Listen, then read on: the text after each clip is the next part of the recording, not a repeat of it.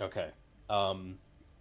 You're able to move up not only quickly but also fairly quietly, not disturbing a single shingle on that slate roof. And as far as you can tell, the people atop the tower have taken no notice of your approach. Awesome. Thank you for the reminder, Nick. No, it's okay. I wasn't sure if you were like, "Hey guys," or if you were like still kind of being sneaky up there. We'll see when I get actually to them what I decided to. All right. Merlin looks like he is busy trying to help his beleaguered companions. He's throwing out some magic.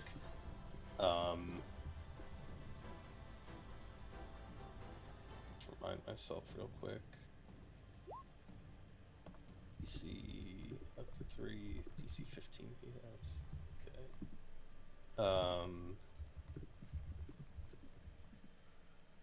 One, two. Wow, one of them passed. Okay.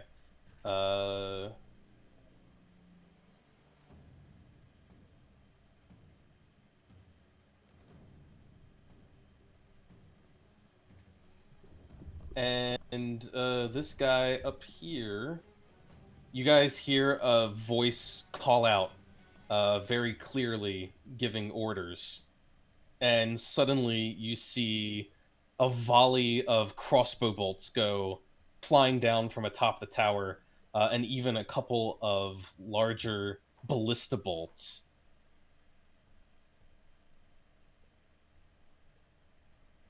As he gives an attack order. And he's not really doing anything else himself, he's just giving the attack order. So, a whole bunch of arrows go flying down. Let's see. 1, 2, oh shit, 3. Oh no, 4, 5. Holy fuck. Damn. Apparently, being at a high altitude is good for taking crack shots. Oh, I forgot the ballista. It's okay. They fired their crossbows instead. They'll shoot the ballistas next round. This is already incredibly damaging.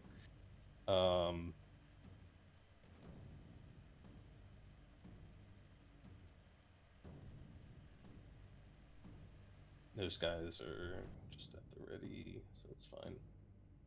So what we have here is 7,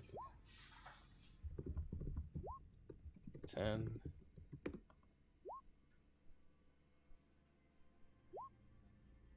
Okay. A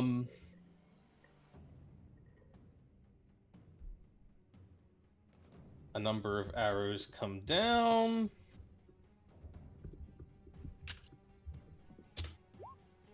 Ooh. There's one particularly nasty looking shot that looks like it's headed for the guy who's kind of in the lead on the bridge. And as you watch, he just snatches the arrow out of the air before it even strikes him. However, there's still quite a hail of damage coming down.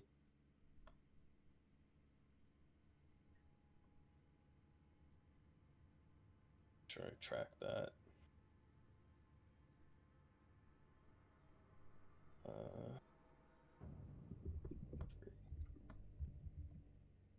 Okay. He engages in some fighting. The guy who caught the arrow is real busy throwing out some nasty looking attacks. Fighting with just his hands, I should note. God, hitting with all of them. Oh, I gotta set up this sheet better so it doesn't keep querying all this. Right, well, he's putting the hurt on someone.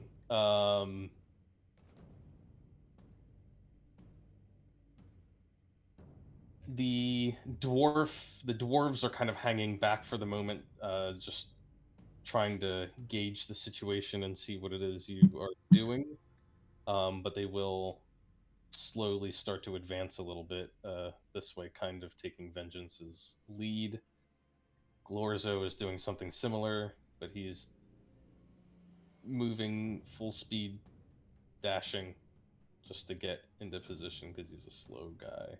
real slow. Nimue, I'll let you guys decide what you think Nimue would do here. I mean, does Nimue know those people on the bridge?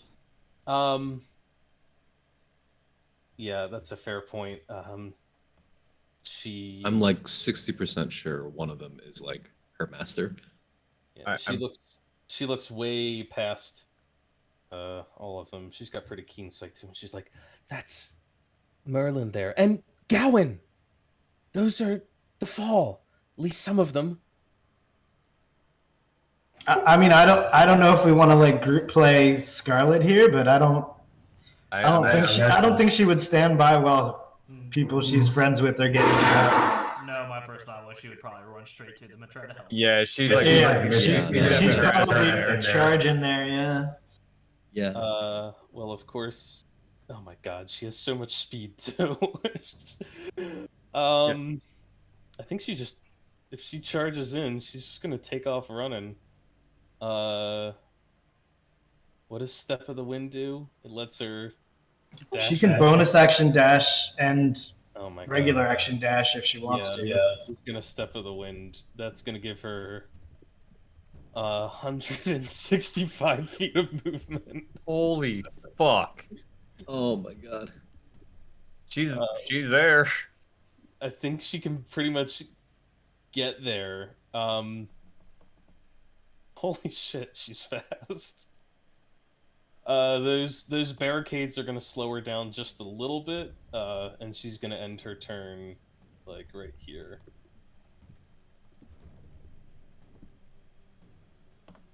All right, well, I'm glad you guys made the decision to have her run straight in.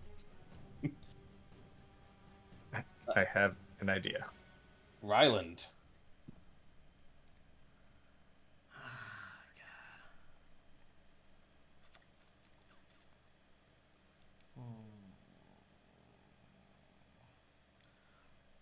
Real quick, and were those ballista attacks that we saw? Did it look like they targeted like one person, or like individual people, or were they like area effect ballistas? Technically, I didn't actually fire the ballistas because I instead had everyone shoot their crossbows. But Oh, okay. yeah, the ballistas haven't even fired yet. But I think Ryland, you would just have a general sense that they would target a single creature. Cool. They are siege weapons, though they can also do significant damage to objects, as all siege weapons can. Let's see here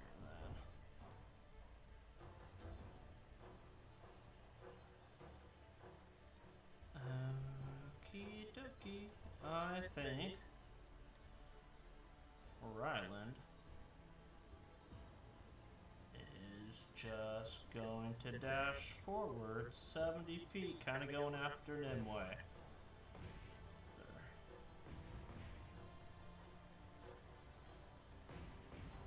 Kind of hugging that side of the building, so I'm not seeing from above. All right.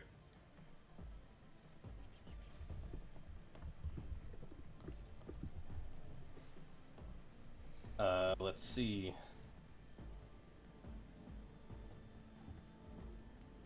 There is a crack shot archer up there who is loosing attacks.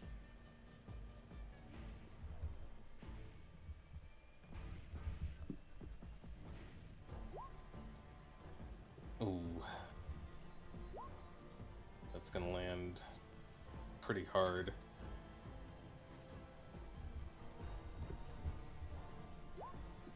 That's 28 points of damage, and unfortunately, Gowan has already used his reaction to snatch an arrow. So he is going to get hit hard, 28 points. And she's firing a second shot.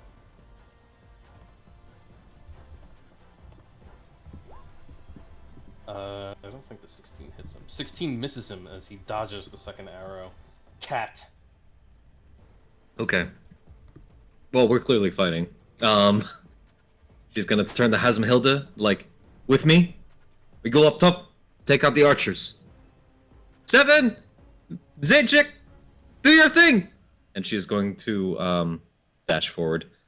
Sobel, you just don't die.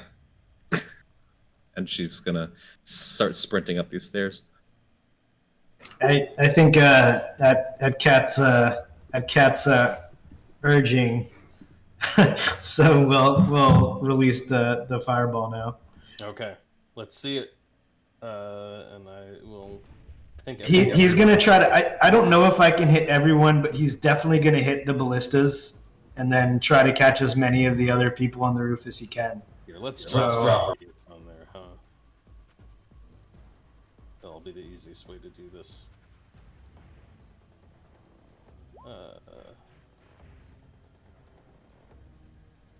Where the heck did they get to? AoE. Oh, that's not them. All this time, I still haven't done these right in this game.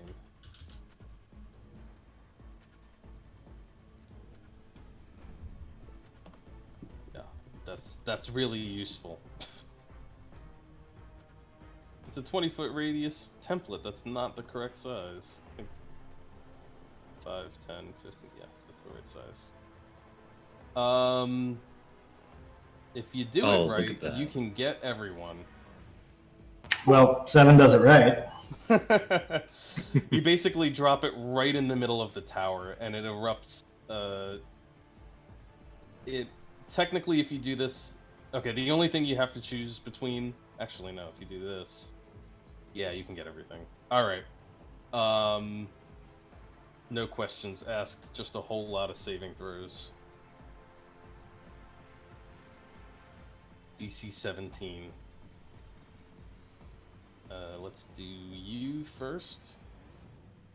You are a master of dex. You pass. And it was how much damage? 25? Okay. There's a lot of shooty types up here, so they've got at least a shot. 1, 2, 3, 4, 5. 2 passes amongst this thread. Let's see. They'll each take 12 over here. They were kind of at the edge of the fireball, so makes sense. The ones who did not pass are dead, so that's good. And I got a couple others.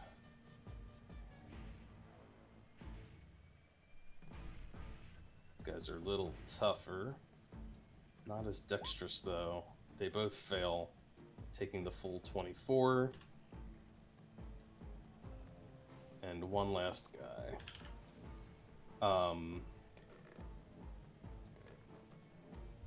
He fails, which means that he's going to take 24. You hear a chorus of screams come from the top of the tower as it erupts in a ball of fire. Fireball sets things on fire, right? Oh yeah. Yeah. anything not being worn. So all of the hardware up there, all of the furniture, and especially the armaments are instantly starting to burn. How about those ballistas? Do they still look operable after the explosion? If they don't put them out real quick, they're quickly going to be inoperable. So they're going to have to try to put them out if they want to keep using them, but otherwise they're going to go up in smoke. I should have used them on the first round, I guess. That's my only shot. Thought you said you were out of spell slots. I'm out of everything above third. Still got a couple thirds though. I lied. Lots of fire. Okay. All right. Cat, you're anything else, or was that you just running up? Just me running up. Okay. Well, there's good news and there's bad news. Bad news is there's a whole bunch of guys who are about to go at once, and it's probably not going to go well for the fall.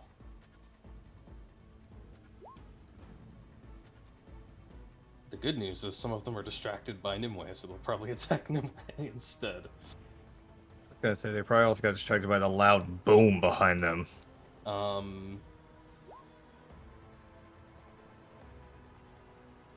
Actually, this guy has no one to attack, so he's probably gonna move over here and come towards Merlin, whose AC is low enough that one of those hits no matter what. Let me resolve those real quick. 6 and 12. Oh, poor Merlin.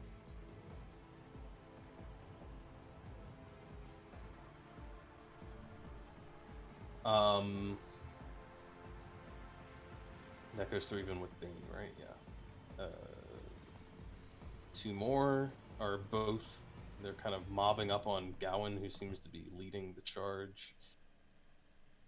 1, 2. Oh shit. That's not good.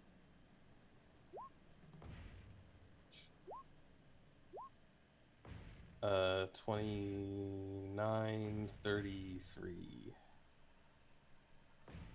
Noted. Gowan is looking badly injured as he's just getting hit from every side.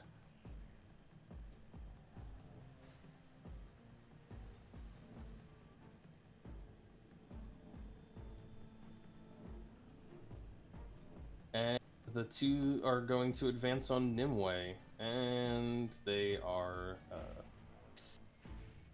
doing the whole flank thing.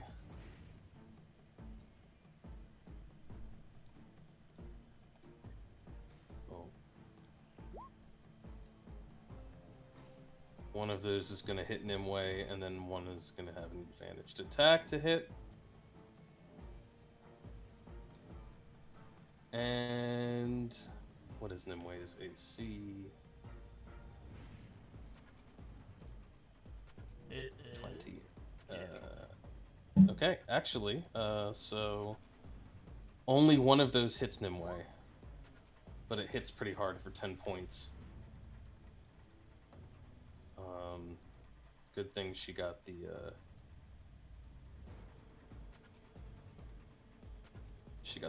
the aid first. All right. That takes care of them. And then we've got a couple of people who are still in the fight. And then I got a lot of NPCs to get through. I'll try to make this quick. 1, 2, 3, 4. Oh my god. They're doing great. They're doing real good. 6, 3, and the critical hit will be another 6.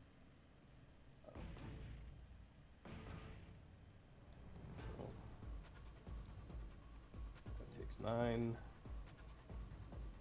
And this guy takes 6. And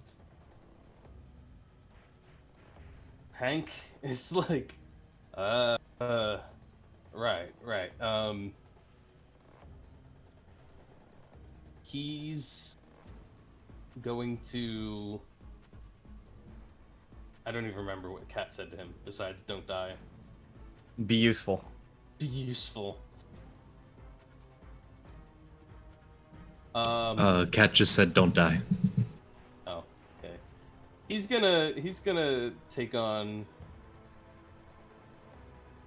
He's gonna move over here,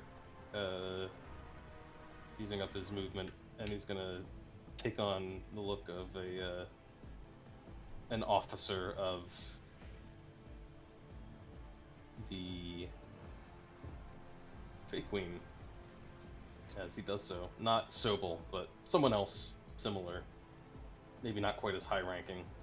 And Hasmahilda is following Kat's advance. She's got that dwarven kind of slowness, so she's just getting behind Kat, basically, following up the stairs. And bottom of the round, a whole bunch of dead guys.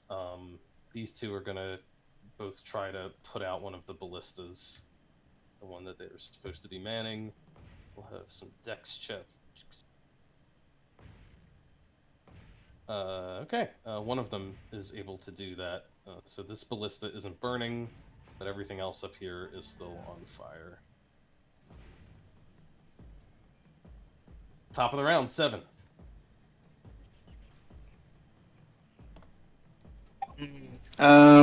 Okay. Well, I still see people moving. So smoke them if you got them. I still see people move. Guess just gonna need some more, huh? And guess Oh, what? That's probably the best base fireball roll I've ever done. It's all 5s and 6s except for a 1. Ooh. That is nasty. That's how you roll D6, Ex- Patrick. Fuck off. Incredible. Extra Alright. crispy up in there. This is gonna be real bad for pretty much everyone involved. I don't even need to roll for these two strelets. They are dead. These streltsi are no more. Save or no save. They get blasted off of the roof and go flying. The ballista they just extinguished catches flames again. Ah!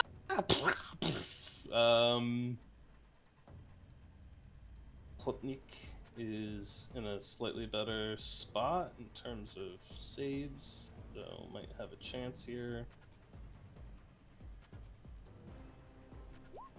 Oh yeah, dodges that one just as well as the first, but still gonna take 19 points of damage.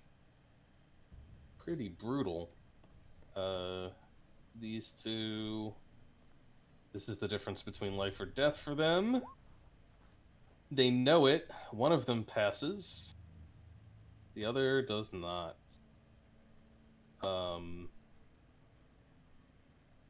Incinerated. And then that just leaves the commander. No, that's not the commander.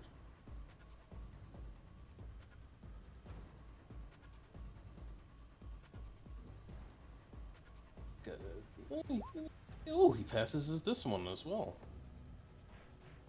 Okay, the numbers are thinning, but the fighting continues. Anything else, 7? I guess I'll 7 will fly up behind this higher roof. Is that a higher roof? Yeah. All right, he'll just try to get out of line of sight. Okay.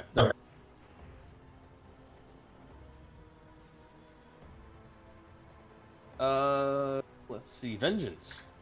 All right. How high?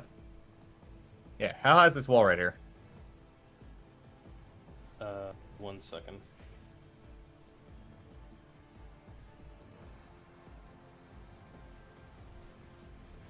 I mostly want to know what point can I parkour over this wall and go straight for this bitch. Let's see. It's probably about 20 feet where you're standing. So. And if I get up that would to be here, okay. It's a little less than 10. cool. Can I like parkour it and then get Yeah. to this Give guy? me another athletics check. Athletics or acrobatics? Sorry, acrobatics. That's fine. All right, you step up on the railing on the outside, which gives you a little bit of a boost up to kind of jump back the other way, and you cross over the top. That's 10 feet up, so just subtract 10 feet from your movement, but you're up and over.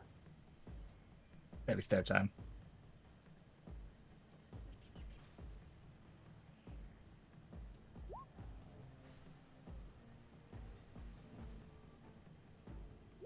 That was almost in that one. A 21 hits. 13 does not. Can he? Oh my fucking. That is not how to roll D6. Ooh. 25 points of damage. Man, he didn't even get a chance to respond. He's dead. Nice. That's what happens when you get exploded twice and then stabbed. In the back. Wait, what do you what? Oh, because you were attacking from stealth. That's true. Yeah, you can stealth up on him. All right. He is dead. Stealth is broken, of course. But anything else Vengeance wants to do? Well, I still can zip that booty bop over the wall. I'm literally just gonna jump back over the wall down there for my freaking bonus action. All right, that's a bit of a fall. So give me another acrobatics check. I think you're probably fine, but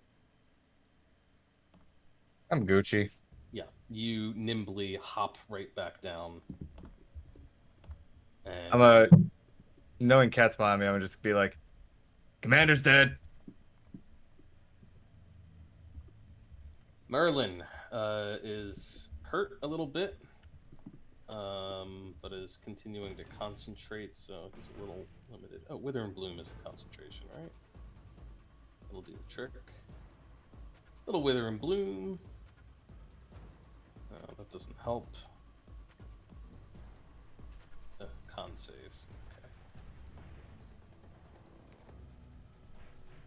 Okay. Well, that's cool. 9 points off him, and he's gonna give back. Oh, nice. Gowan is gonna stay in the fight just a little longer, I guess. 8 and nice. All right, so maximum back.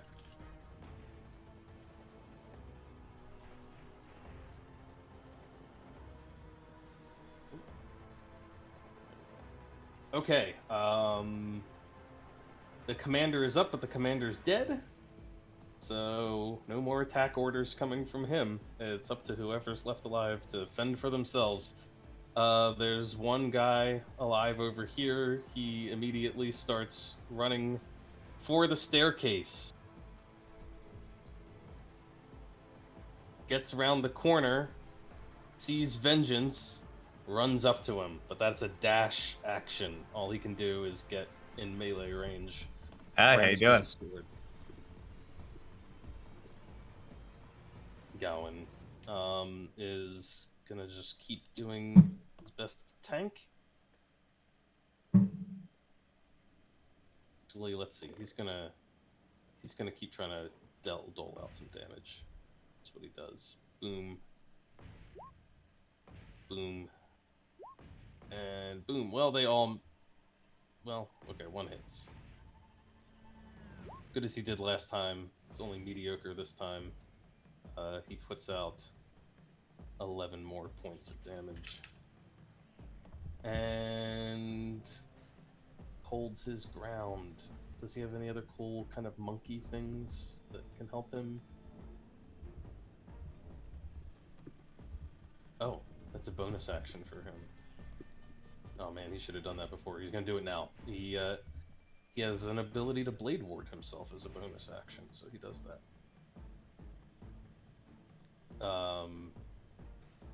Shields up. Yeah, we have a wizard who does that every turn of his life.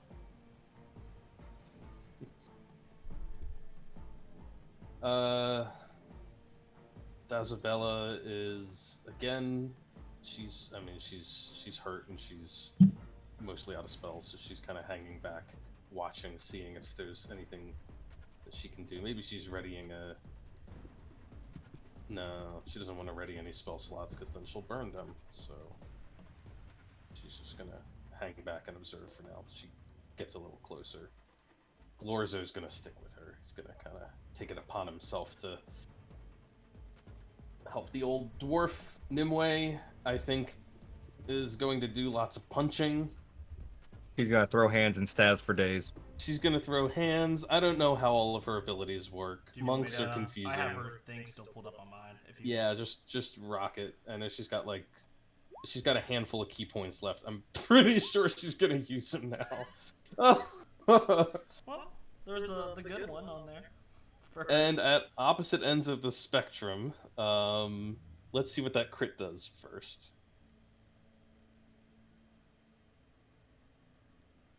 That is. Oh my god, that's brutal. Nighty Night. That's quadruple damage, and the target must make a Constitution save or be knocked unconscious. She's she is not messing around. All right, let's see that con save. DC 16. She just flattens the guy in front of her. Oh, why couldn't you be here, Scarlet? Okay. She said, "Don't fuck with my people." That's the damage on it as well for that one. All right. I mean, yeah, he'll take it. It's insane. It's wait. Oh, you rolled all the 4d6. Okay. Good. And he's out of the fight. He's unconscious. So, but still, that's her first attack. The next one's a natural one. I'm assuming she's gonna throw that at the guy behind her. Yep. Which unfortunately is a crit fail. Sword beats fist. If the target is wielding a melee weapon, she's gonna take half the weapon's damage. So it's a battle axe in one hand. So it's gonna be D8.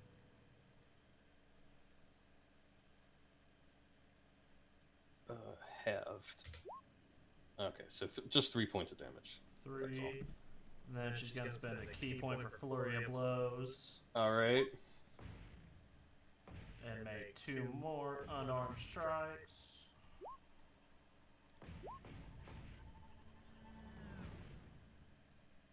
One of those lands. And she's gonna try to stunning strike it. That's the damage Right. on it. 7 points bludgeoning, another constitution save. Another failure. He's stunned.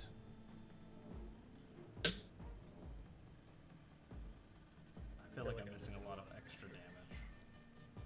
That's like, I think she can do the giant, or the Titan, Colossus Slayer. I think she can do that. So that's another D8. I think it's a D8. That's just a freebie she gets once around, so go ahead, take that one. But I think everything else she gets from like bonus action stuff, and she already spent that to flurry. So I think that's her turn, unless you want to move her.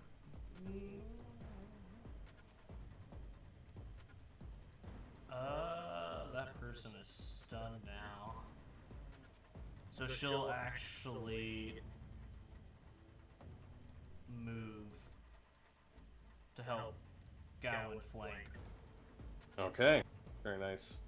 And you're up, Ryland. Ryland, he's dashing 70 feet. Okay, consider the squares with the barricades to be difficult terrain. So it's 10 feet to get across it? Yeah. Okay. So that's 60 feet right there, then I think. Let me do that. So I was right here. Or I was right here. Right, that's 60 feet to where I'm at now? Yeah, that's 60. Okay, I only have 10 feet left, so I don't think I can hop the barrier with that. So from here, he'll use his bonus action to spiritual weapon. Dang it, I always hate how it does that. But it's going right here.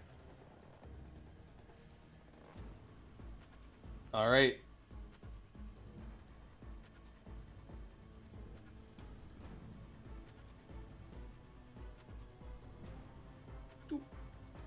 And it goofed and rolled the attack. I don't think a 14 hits. So.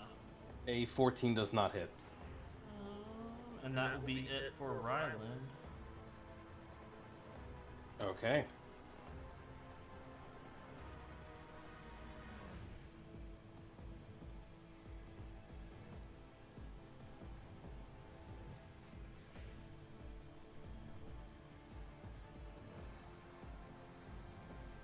Cat, you're up.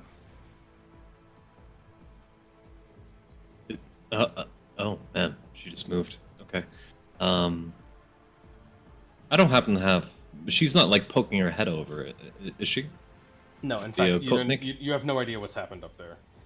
Okay, cool. Hearing Vengeance call out the commander's dead, Cat's gonna look at Haz. Change of plan. Rush the bridge, and she's going to kind of swap places with her, and make a beeline. And just about. I think she can get just about here. Okay. All right. This guy's stunned. This guy is unconscious, so that just leaves 4 down at the bottom here. One of them is still ganging up on Merlin. Well, it's not really ganging up. He's just attacking Merlin. Hits him twice. 11 points. Actually, Merlin, what's your AC? God, those hit. He is not supposed to be fighting in the front. He doesn't have shield, right? It's not a thing that he has. That's not a thing that he has. Okay, he's just in trouble. 11 points. And he's got to see if he can keep concentrating. Come on. Shit. He loses his spell. No longer baned.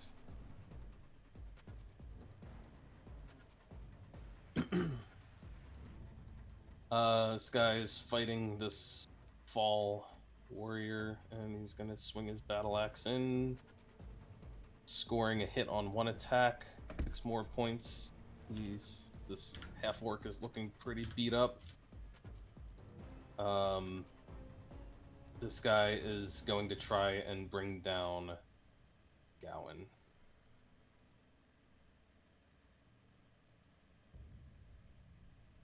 And can't do it. The axe just sparks off of the stone bridge as both swings go wide. The other one, who just had a very angry Nimue come charging up on him, is probably going to spin around and try to confront her with a couple of swings of his own. And misses both of those as well. These two are still kicking. It kind of surprises me. So they are going to make some unarmed strikes. Boom, boom, boom, boom. Wow. That half-elf one is going crazy. So let's see. The half-orc is not scoring any hits, however. That'll be a total of 16 points of damage to this guy up here. He's starting to look pretty beleaguered with these folks coming up in every direction. Officer Hank is going to keep advancing with Cat. You notice him kind of slip up against the wall here and presses back up against this little outcropping, kind of peer around the side. Asmahilda's turning the corner with Cat. Unfortunately, she's not very fast, so the best she can do is keep pace. I don't even need these guys anymore, they're all dead. Alright, top of the round. Give me 1 second.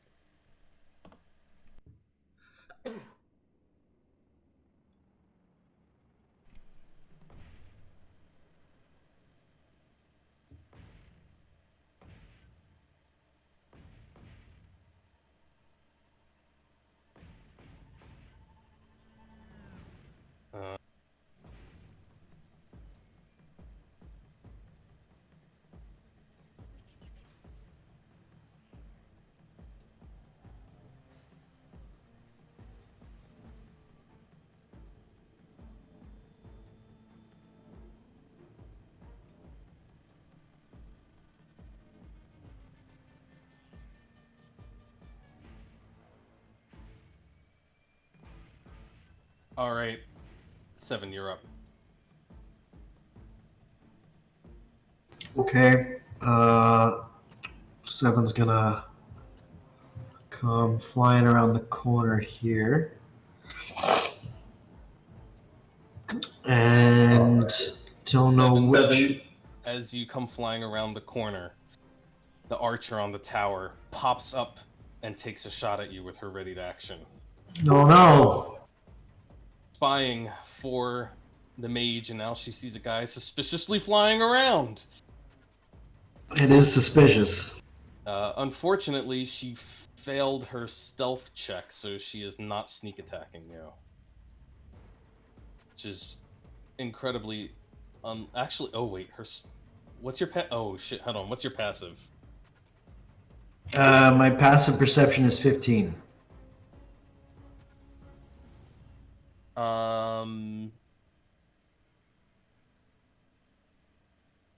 Shit, what does that mean if it's a tie? Hang on. I think... In general, you have to beat a save, right? Yeah, but this is a contested check, technically. Actually, I don't know how this... Give me 1 second.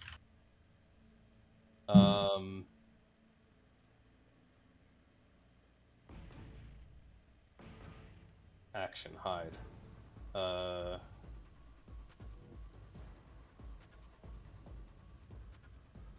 Hiding. When you hide, there's allowing you to passive perception. When you hide, there's a chance someone will notice you. To determine, compares your dex stealth to the creature's passive wisdom.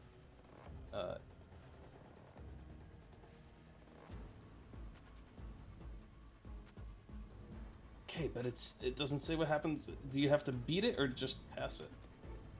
Or just meet it? Check creature's wisdom equals 10 plus. Flip a coin. I think you've spotted it. I think you've spotted her. So she's not going to have advantage. She's just going to take a normal shot, but she will be probably using Archer's Eye one way or the other. So here we go. 24 to hit you. Well, normally I would shield, but I'm all out of shields. So that hits. Alright, so she's going to apply that and the Archer's Eye, which will let her add an extra d10 damage. Okay, that's 22 points of damage, but no sneak damage in there, so...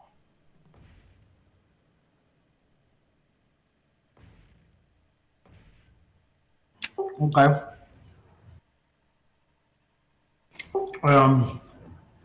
Is that it, or was anyone else shooting at me too? Just her. Okay. As far as she's the only one left alive up there. Well, I was gonna try to help out with the rumble on the bridge, but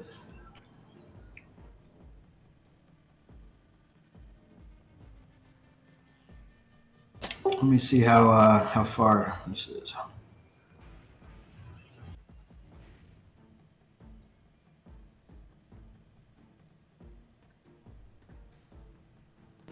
Okay. 1 second.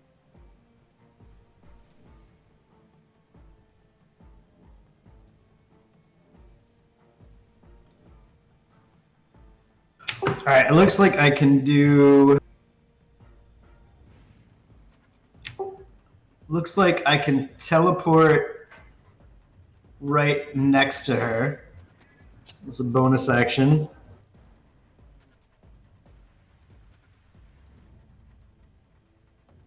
Is this Misty Step. Yeah, Misty Step. Okay. Yeah, you can get basically above the railing there.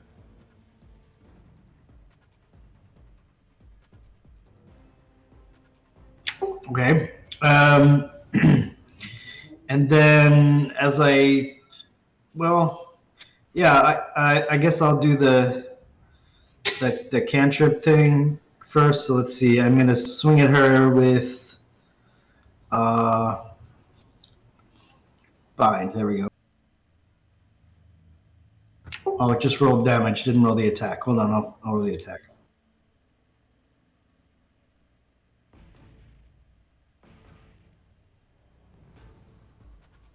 That'll land. Okay, so she is sheathed in thundery energy or whatever. Right now, she takes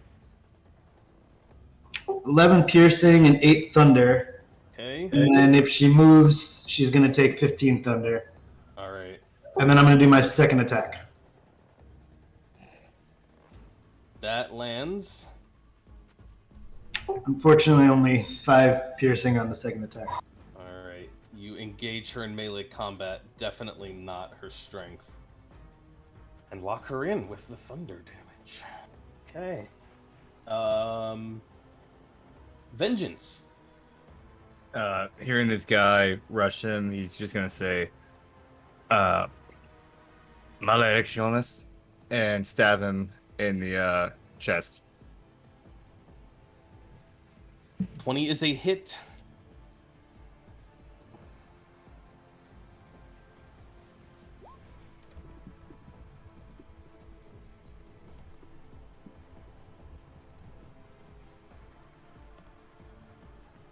All right. Where's the sneak coming from? He has no allies near him. He's a swashbuckler. That's God. It's so hard to keep track of when. Whatever. It's a hit. You kill him. 32 points of damage. You just stab him right through as he's charging it down the stairs at you. Dumb doesn't- bitch. He doesn't even break stride. You just run him through and let him continue with this momentum right past you. Goes tumbling down the stairs. All right. And then I'm gonna just roll the acrobatics now because I'm gonna jump the wall again and go straight at this person. Boom. You're back up. So right here, and then you said it's 10 feet to go up. You're a little lower on the staircase there, so let's call that 15 up. All right, same thing if I move a little further upstairs. Okay.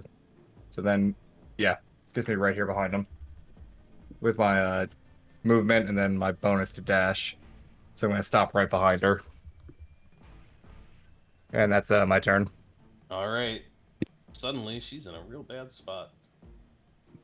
Merlin is gonna keep on wither and blooming. Wither and bloom is one of the best things he can do.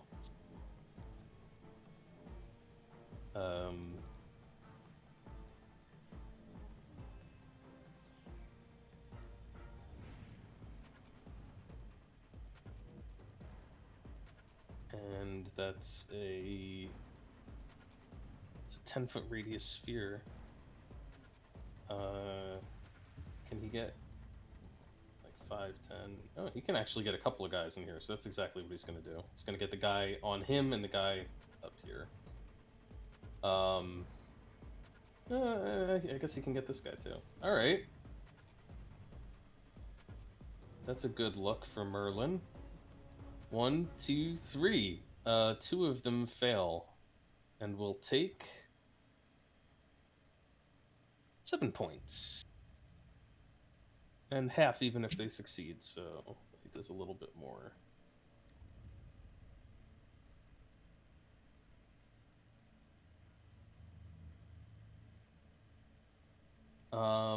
And even though he's hurting, he is heroically going to grant some more hit die roll to Gowan. Take it immediately. As bad as Merlin is hurting, Gowan is hurting worse. Only 7 points for Gowan back this time. And there are nobody left on this initiative count. So we can skip them. Gowan will take his turn. He's feeling better thanks to thing. Oh, he's still protected by the Blade Warden too. That's cool.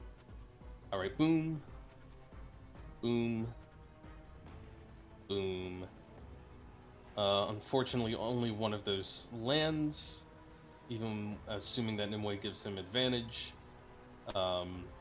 So that will be just 7 points of force. Still, he's starting to take down these guys. The slow I don't have a good. I want a name for these two, but because they're so slow moving, they're just dashing and just keeping up with the rest of you guys for now. The tired twosome. I can't do very well. Nimue is up. Thank you, Anthony. I'm tired. So Nimue is going to attack twice. Let me make sure this is okay. Yep. And she is going to attack with the Eldritch Staff. Two-handed. Oh no. That's not a good Asking. look. Better her than me. Asking for advantage Is the from Gowan. Oh yeah, Gowan's like, yeah, totally advantage. That's a 20. Go ahead and roll damage. 9 9 points. plus the 8 from Colossus Slayer, and she's going to expend 3 charges of her Eldritch Staff to inflict a D8 of lightning. All right, that altogether is enough to bring him down. And then she's going to move up over that, stand over that dude, and she's going to attack the other one. Same way.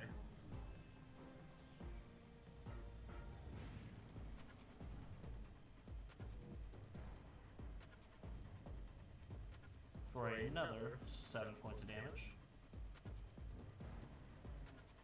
Yes, indeed.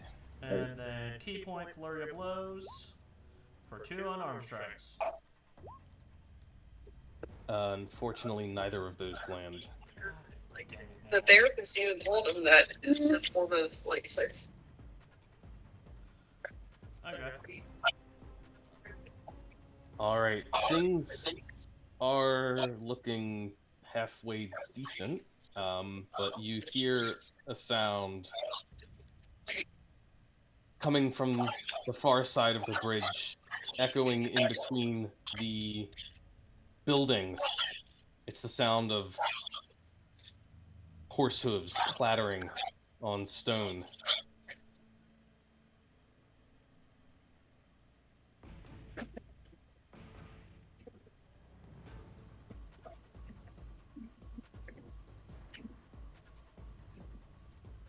Oh. Oh no. Oh, yeah.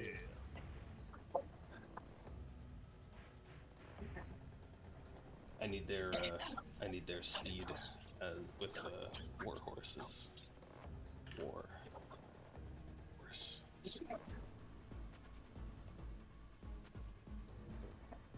Horse for reference. About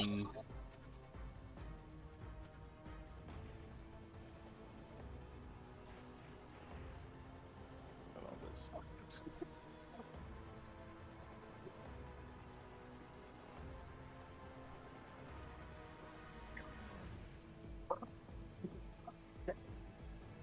Oh my god.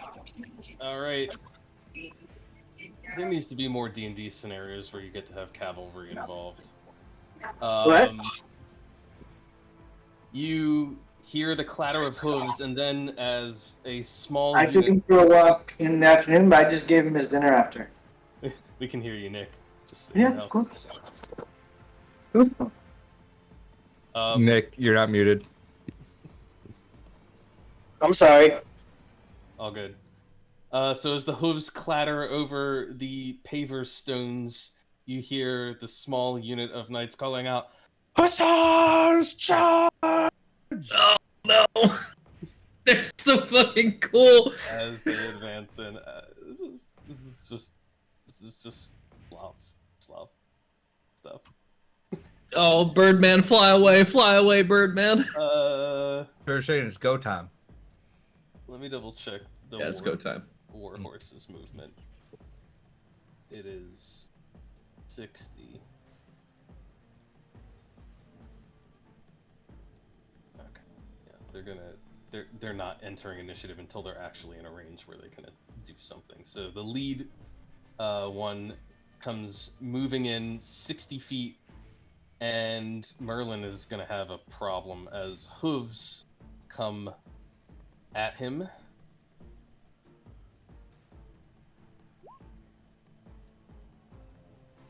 Fortunately, the horse seems to be a little hampered by the wagon, and so it does not manage to hit him with the hooves as it advances, but the rider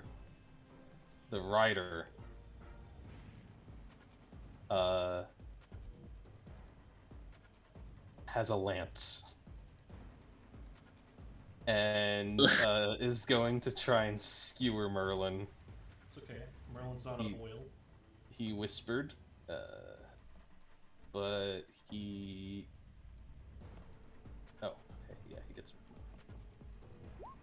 Oh, no. That's a hit, and that's a really bad hit coming off of this guy with a charge.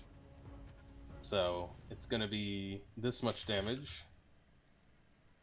And then there's gonna be some more. Okay, that's very lucky, but this part is not so good. Oof. Oof. With the force of the charge behind him, he deals 29 points of damage to Merlin, who fortunately is still on his feet. But only barely. The other very lucky thing is that the rest of these guys, for the time being, are not in a position on this cramped bridgeway to do a whole lot. The horses move in.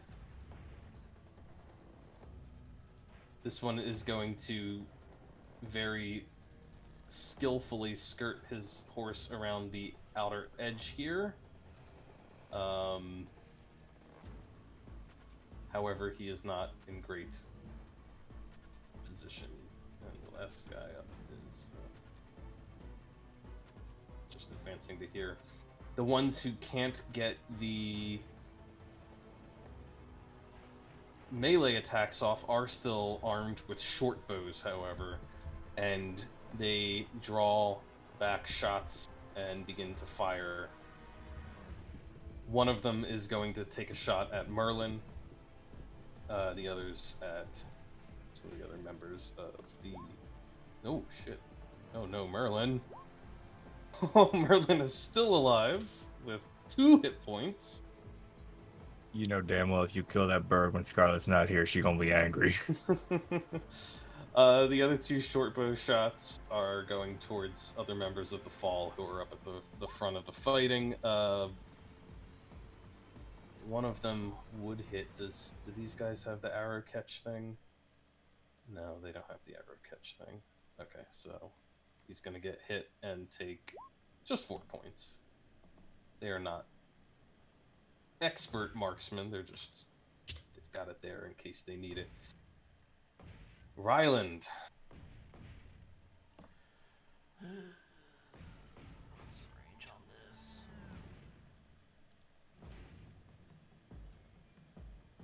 Could you try pushing that stunned guy into the river? Yeet.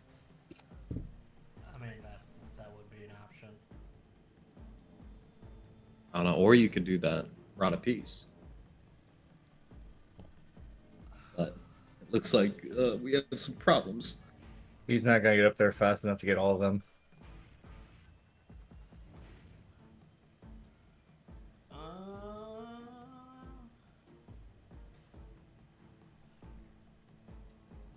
Okay. This is what Ryland's gonna do. He is going to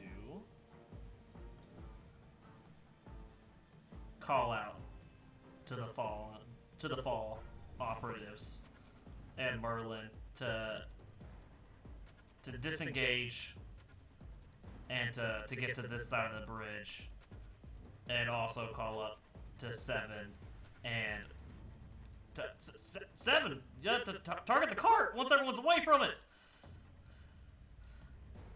And then he is just going to he'll guiding bolt the one that attacked Merlin. Actually, no, he's just gonna rot a piece on this side.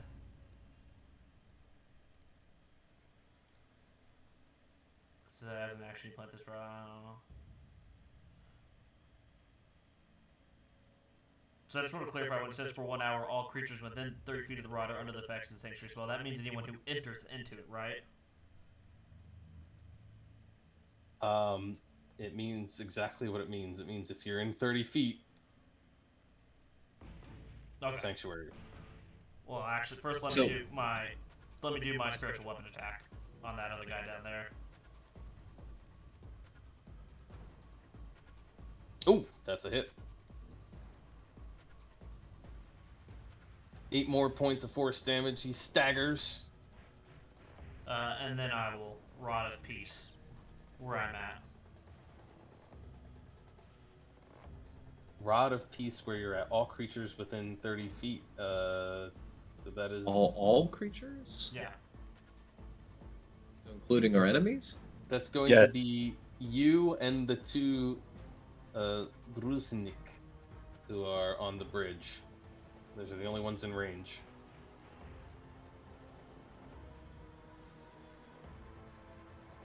That's fine. But okay.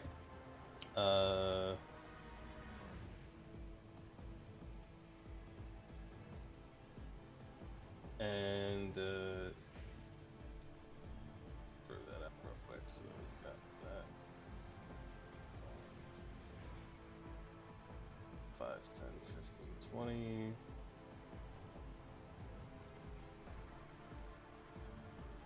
That's a 30.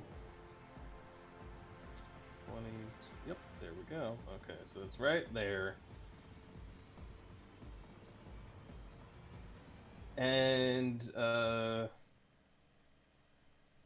yikes. Well, this is a tight spot for our archer friend to be in. She could just take some swings with the short sword, but she is so much better with a longbow. She's going to take the disadvantage on the first shot. She glares up at 7. She has automatic advantage on her first attack, so it will cancel out the disadvantage. It's just a straight roll on her first shot.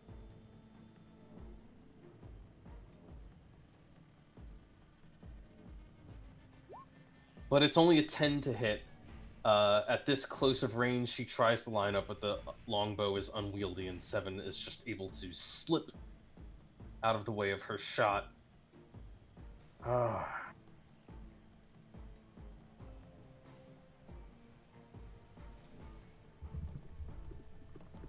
She is going to use the second attack with the longbow, now at disadvantage, but hoping she can still get something in, and it's only a 15. Will obviously miss the second time as well. Oh man, I forgot she has evasion. She should probably have a few more hit points. Should actually have a lot more hit points. A lot, yeah. I think she succeeded on Both. one of them at least. She succeeded on both Yeah, she with succeeded. evasion. Then she took nothing from those. Yeah. Yes. So she hasn't even gotten hit yet in that case. Yeah, she should be full health then. Yeah, because No. I hit her. I hit her with some attacks last turn. oh, you're right. Oh, that's right, yeah. I think it was 20. Yeah, 12. Okay. Okay, so she's not at full, but she does have a lot more hit points than I realized. Okay. But she misses both shots, which is real bad news for her. Kat, you're up. Okay. I'm going to. This Rod of Peace is up now. Okay. So difficult terrain. I think using a dash. I think she can only get up like on top of this barricade. Yeah, she's just gonna get as close as she can to this guy, the stun guy. Just get in the range. That's all she can really do right now. Okay. You can't attack him. By the way, What's that up? guy's not stunned. He's unconscious. No, This that guy's guy- this unconscious. stunned. This one's unconscious. Yeah. So yeah, she's just gonna start holding the line like right next to the barricade. All right. Waiting for basically she's just gonna try and cover them as they move forward or like Okay. disengage. And the monks are going to listen to Ryland. Especially since Nimue is with them. She's going to confirm, fall back! Fall back! And they'll do that using their disengage actions. They don't provoke. 30 feet. This guy's got to do a lot of climbing and clambering, so he's not going to make it very far. That's 10, 20. Well, I guess he can go this way, can't he? 10. Yeah. So they're falling back. Hank is like, "Good job, everyone. Good job." He's subtly pulling out a dagger and hiding it in his palm, just in case. Asmahilda is just keeping pace with Kat. She can just get herself over the barricade, and that's it. 7, top of the round.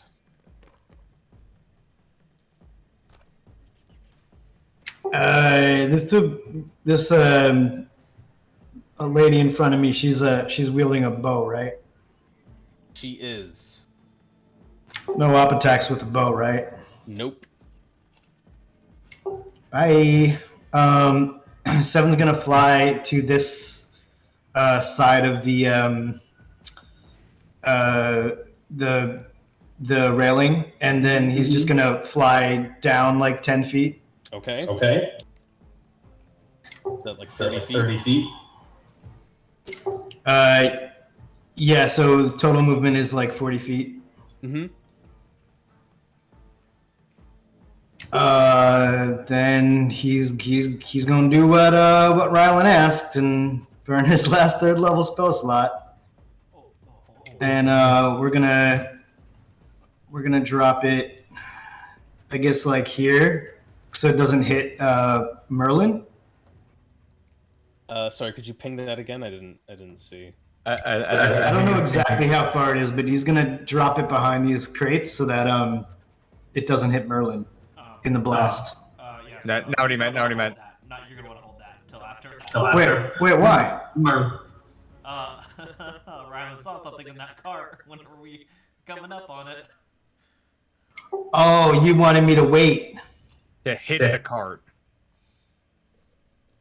All right, well then 7's going to trust that Merlin will do what Rylan said and that he will disengage and book it.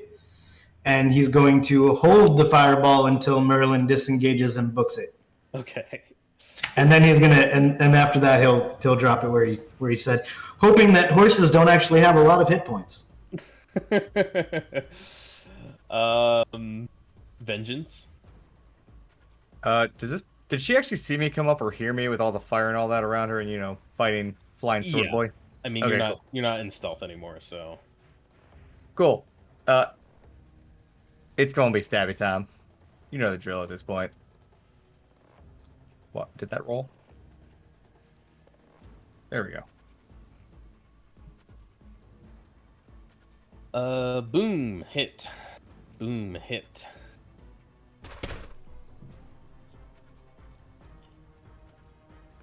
$13 Wait, this thing is actual on. There it is.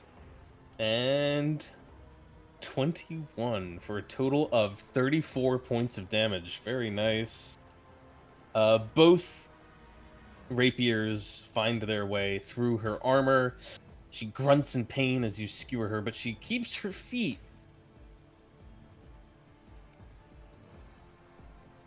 I got nothing else. I'm just gonna stay right there because better option for me.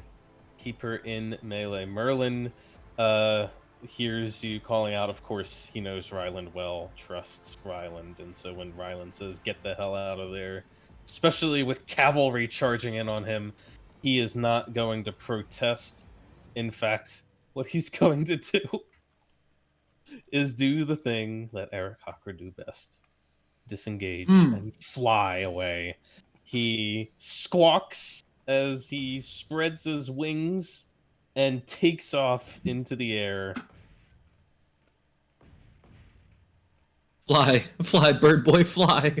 Flying away from the fight. He'll probably get into the sanctuary. Not that actually no, he's not technically in the aura there since it's a sphere. Do you think that Gowan would be okay if you released that fireball now? Wait, who's Gowan? The dude right next to Nimue. Oh yeah, it should be far enough. I mean, I feel Let's like see. That's. Did you want me to wait for Gowan too, Ryland? I don't know how Seven would know, but maybe we have a thing. We have a bond. Yeah, you'd probably know that it's all of our turns before their turns. So. All right. Seven's gonna hold it until no more. Well, but Nimue's on the bridge too. Like, how am I supposed to wait till everybody? Wait for Nimue, and then we're good. Yeah. Maybe right after Nimue. Let's say before the cavalry starts to move instinctively. Hypothetically speaking. Oh fucking hell! All right. I mean, if we're allowed to metagame, then that's what I'm gonna do, Anthony. If you tell me I've crossed a line here, then I will just release it now. I mean, if you think Seven would wait for all potential allies to clear out of the area, that's fine. I mean, he wanted to do what Ryland said, but I don't know exactly what Ryland said. Or they should wait till everyone gets off the bridge and safe. I don't know. Okay, sure. Then I'll do it after Nimue gets a chance to run too. All right. Keep on holding. Yeah, especially since Nimue is there. Of course, Seven didn't see what Ryland saw, but Ryland is calling it out. So, Gowan will see the way the winds are shifting, and he's gonna disengage. He's gonna retreat back. How fast is he? We'll check. He's pretty damn speedy boy, but there is a barricade there, so he's just gonna stop where he's at, and he wouldn't leave others on the front line, so he's just gonna stay right where he's at. He doesn't have a thing to bonus action, does he? No. Okay. He is all done. Dazabella. The gruesome twosome are still crawling forward. Gonna come up with something good for them eventually. Nimue is the last potential ally on the bridge, or on that side of the bridge. Disengage. She can get all the way back over here. Yeah, she throws herself back over the barricade. I think that's Seven's cue. All right. I don't know where the spell templates are, but I'll drop it on the wagon here. You drop it on the wagon. That's fine. It's going to catch everyone in front of that barricade pretty easily, I think. Actually, maybe not. I don't think I can catch the guy near the northernmost guy, but I can catch everybody else. I don't think I can catch the guy on the other side of the first barricade there. Here, we'll just do this. This doesn't take it too long. Drop this down real quick and just double check. I think it's 25. 10. Yeah. So you can either get this guy or you can get the horse, but you can't get both. Yeah, the latter of those. Okay. Where it is now. All right, right on the middle of the wagon. Then the fireball goes kaboom. and explodes. But 7, as you watch, it seems to burst with far more force than you were expecting, as the entire wagon just goes flying apart, shrapnel sailing in every direction. You see like a little shockwave knock the thin coating of snow off of the buildings around it. Where's my little boom? Boom. Beautiful. All right. Why don't you? Oh, you already have 30 points of fire damage there. And then we have the force of gunpowder kegs exploding. I know those. 12, right? Let's see. That is going to be a whole separate thing. There's a couple of them on that cart, which isn't going to increase the damage a lot, but it is going to increase the radius that it affects. So let's deal with the results of the fireball first. I gotta move this thing for a second. Oh my god, I just realized we almost blew the bridge to Crimea.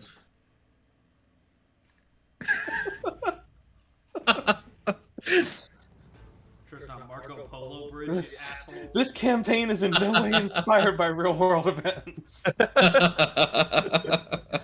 Any depiction of real world events or characters are merely a joke and satire. Coincidence. Total coincidence. Alright. That's a failure for this guy. He's gonna take 30 points. And then we have 4. Do they have a thing that lets them... Do they have mounted combatant? No, but they have a slightly modified version for NPCs. Let me double check it. No, it just lets them take attacks that would target their horse instead, but it doesn't say anything regarding dex saves. So the horses are making dex saves. They're making dex saves. It's probably not going to be good. I guess this is why you don't see much cavalry. Yeah, actually, mounts are not great once fireballs start flying around. It doesn't go well. No. Where's my little horsey? Bro, that fireball came in and those horses said, huh, but wait a minute. 1, 2, 3, 4. All of them fail. I'm pretty sure that means all of them are dead. They are.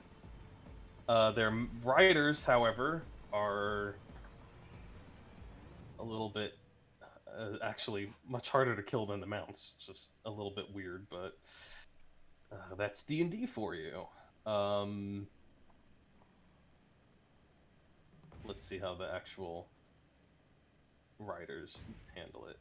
1, 2, 3, 4. Okay, about as well as their mounts. I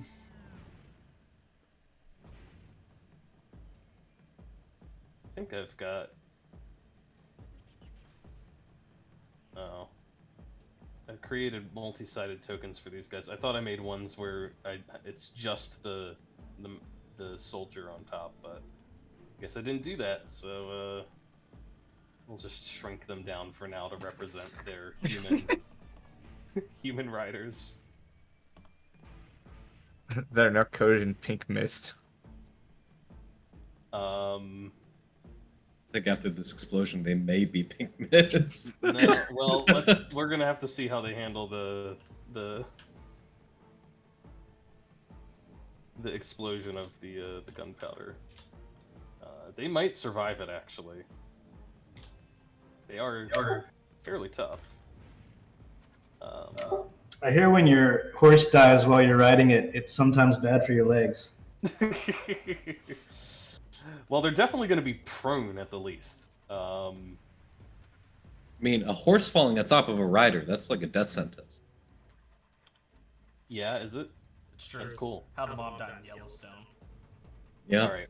Where Yeah. was the gun? Yellowstone. We've all seen that. I don't know what you're talking about. What that gunpowder do, though? It does. Okay, they have another dex save to make regarding the gunpowder. So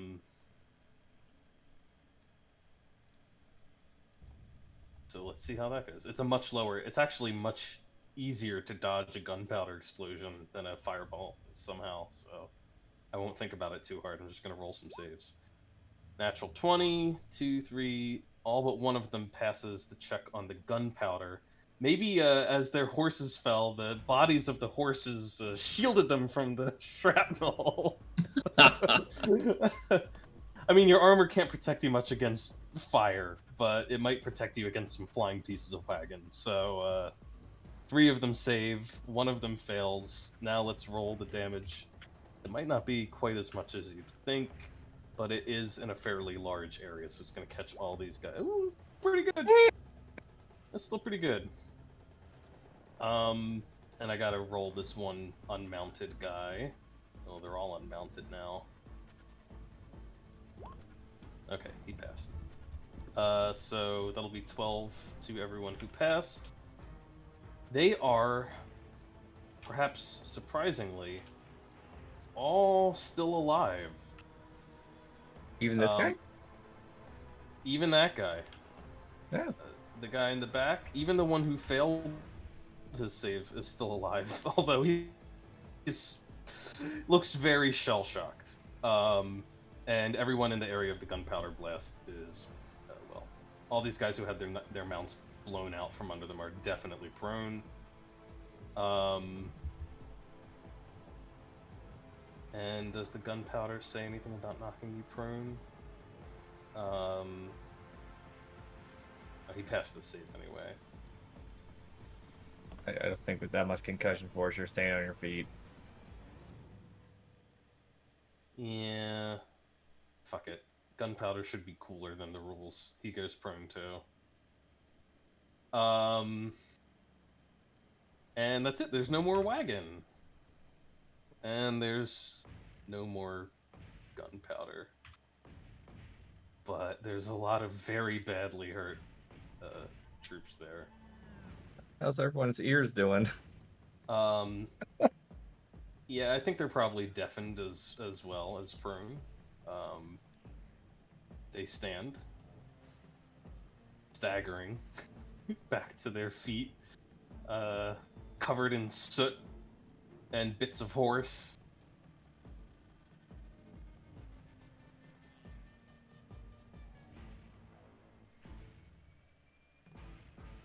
And there's nothing in the rules about gunpowder doing anything but damage, but I'm pretty sure that at that proximity to that much powder, they're probably gonna take a round to just try to pull themselves together. So they're not technically stunned or anything, but they're just moving so sluggishly, trying to get their bearings again. That's all they do this turn. Ryland. First things first, let's bonus action, spiritual weapon.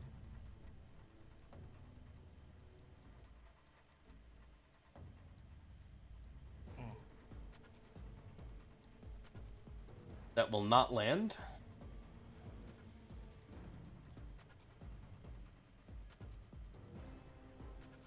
Okay. I'm gonna hop the barrier, and I'm just gonna straight up attack this guy.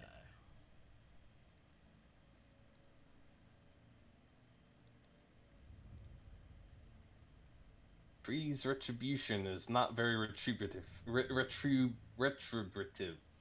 What? Missed. What?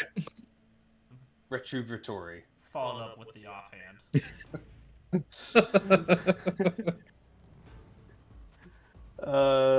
And the Fist of Forgiveness is not very forgivingful. Forgivingful. Get out of here, Anthony. Go home, DM. You're drunk. That's all I got. All right. He's blocks both attacks with his shield. Lady up on the thing. Let's dance, bitch. She's in a bad way here.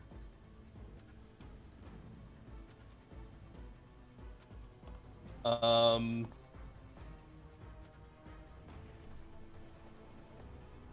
God, they can do this though. She can do this. She's no longer under the effects of the thunder wave, so she's gonna or the what do you call it, booming blade.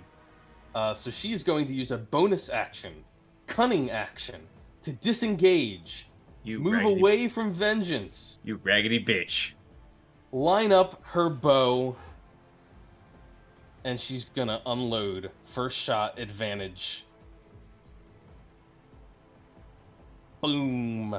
Oh, only an 18. It tied my AC. Then that will land, and she's gonna pile everything she has into it.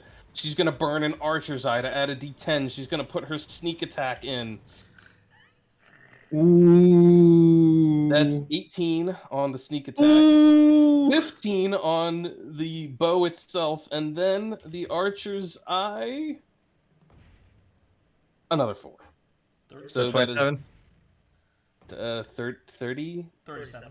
Oh, 37, my bad. 37. She may be wounded, but she's still dangerous, and she has a second shot. It's another 18 to pile on another 10 points of damage. That's fine. We can deal with this. The Hotniki are crack scouts and crack shots, apparently. Cat. Do you think a shove? Well, clarify the rules for shoving actions, because I want to shove this guy off the bridge. A shove is a special attack, so it does qualify as an attack. Let me just double check how Sanctuary is worded. Well, he's unconscious. Could he? He's not. That one's not unconscious. He's stunned.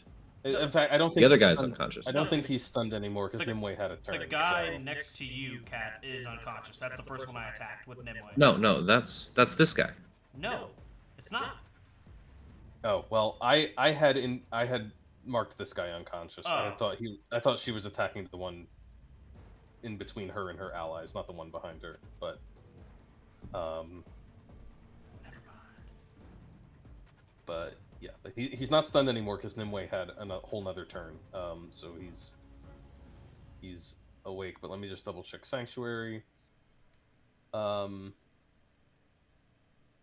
Until the spell ends, any creature who targets the warded creature with an attack or harmful spell. Okay, so yes, shoving does deal with Sanctuary. So Sanctuary will break on Cat if she tries to shove, and she's got to beat the Wisdom save to actually do it. Listen, if you fail it, you just move to the next one and try again. And then if that fails, you move to the next one. The other guy's unconscious, so it might actually be better for me to just eat the attack if there is an attack, and just pick the fucking unconscious guy up and throw him over the bridge. Or is that also a shove attack? Would that be an attack? If I pick up an unconscious man? God. Sounds like an item at that point. No, he's not an item. He's definitely not an item. It's a. Yeah, you gotta grapple him to grab him first. It's one way or the other. It's still an attack. You're still intending harm on this guy. Go for the first one then. You are very wise. I'm not though. I'm like the least wise of this whole fucking party. Okay, fine. I'll try this wisdom saving throw. It's only a DC 16. Listen to your heart, Cat. You gotta target someone else or lose the attack. So you can push Hasnahilda in if you want. I guess I'll just lose the attack. And you know what? I'm gonna just try and move past this guy because I don't want to deal with people under Sanctuary. So I'll try to just. Shit, how can I even move? I mean, Can't Gowan will let you through. The allies will let you through, so you can just zoop around. Zip around. try to use that attack on him now? Can I?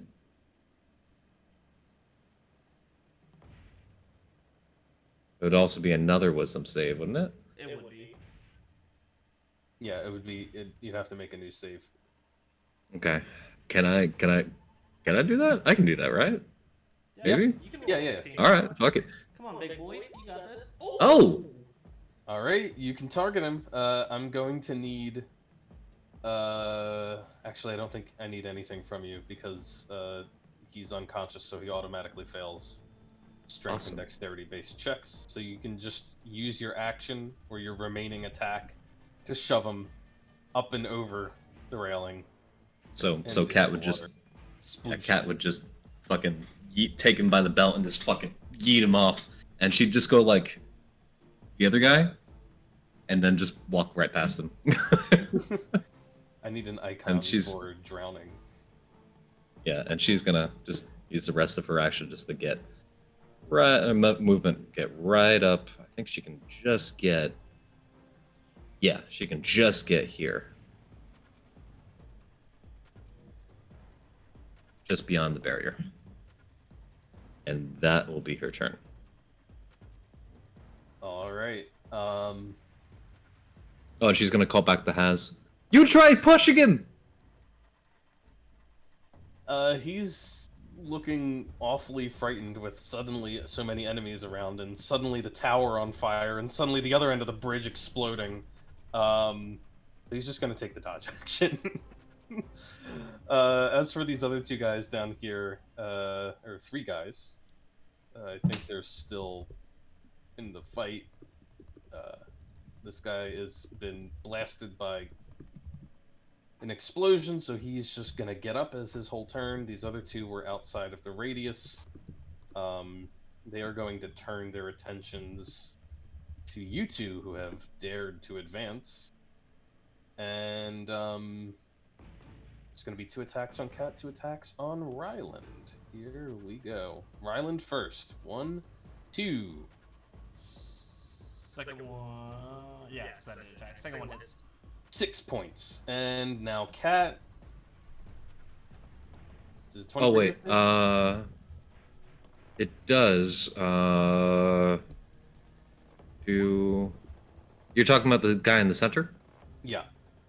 Where is it? Yeah, after the damage for that one, she's gonna use it to attack this guy.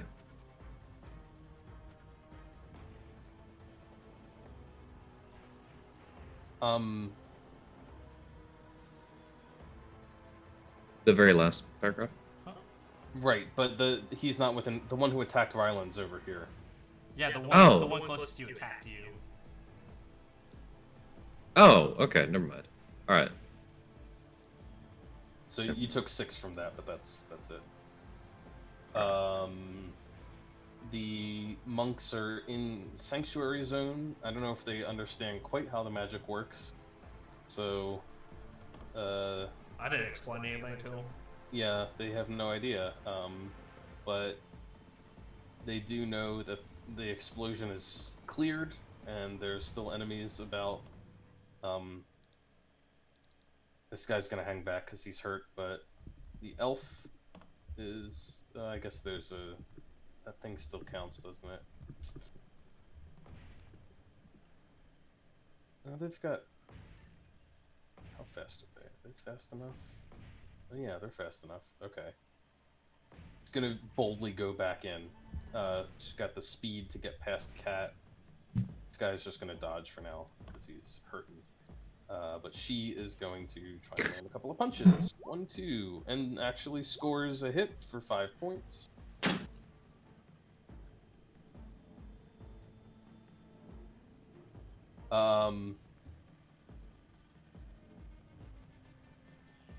Hank is gonna do what Hank does best. He's gonna clamber over that barricade.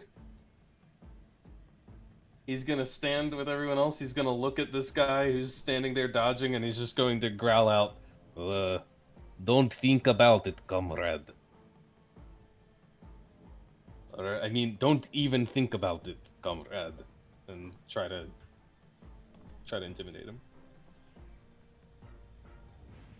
into submission.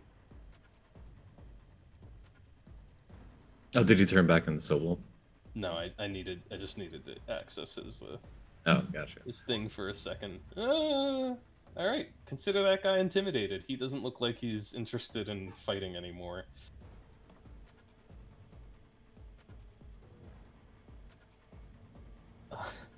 Poor Hasmahilda has just been trying to catch up.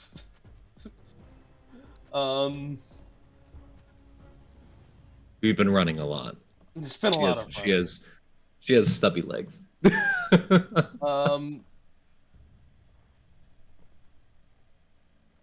She has a great axe.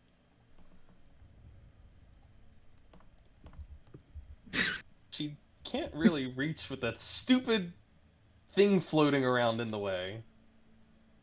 So she's like, just get out of my way, I'll take him down. I'm tired of running.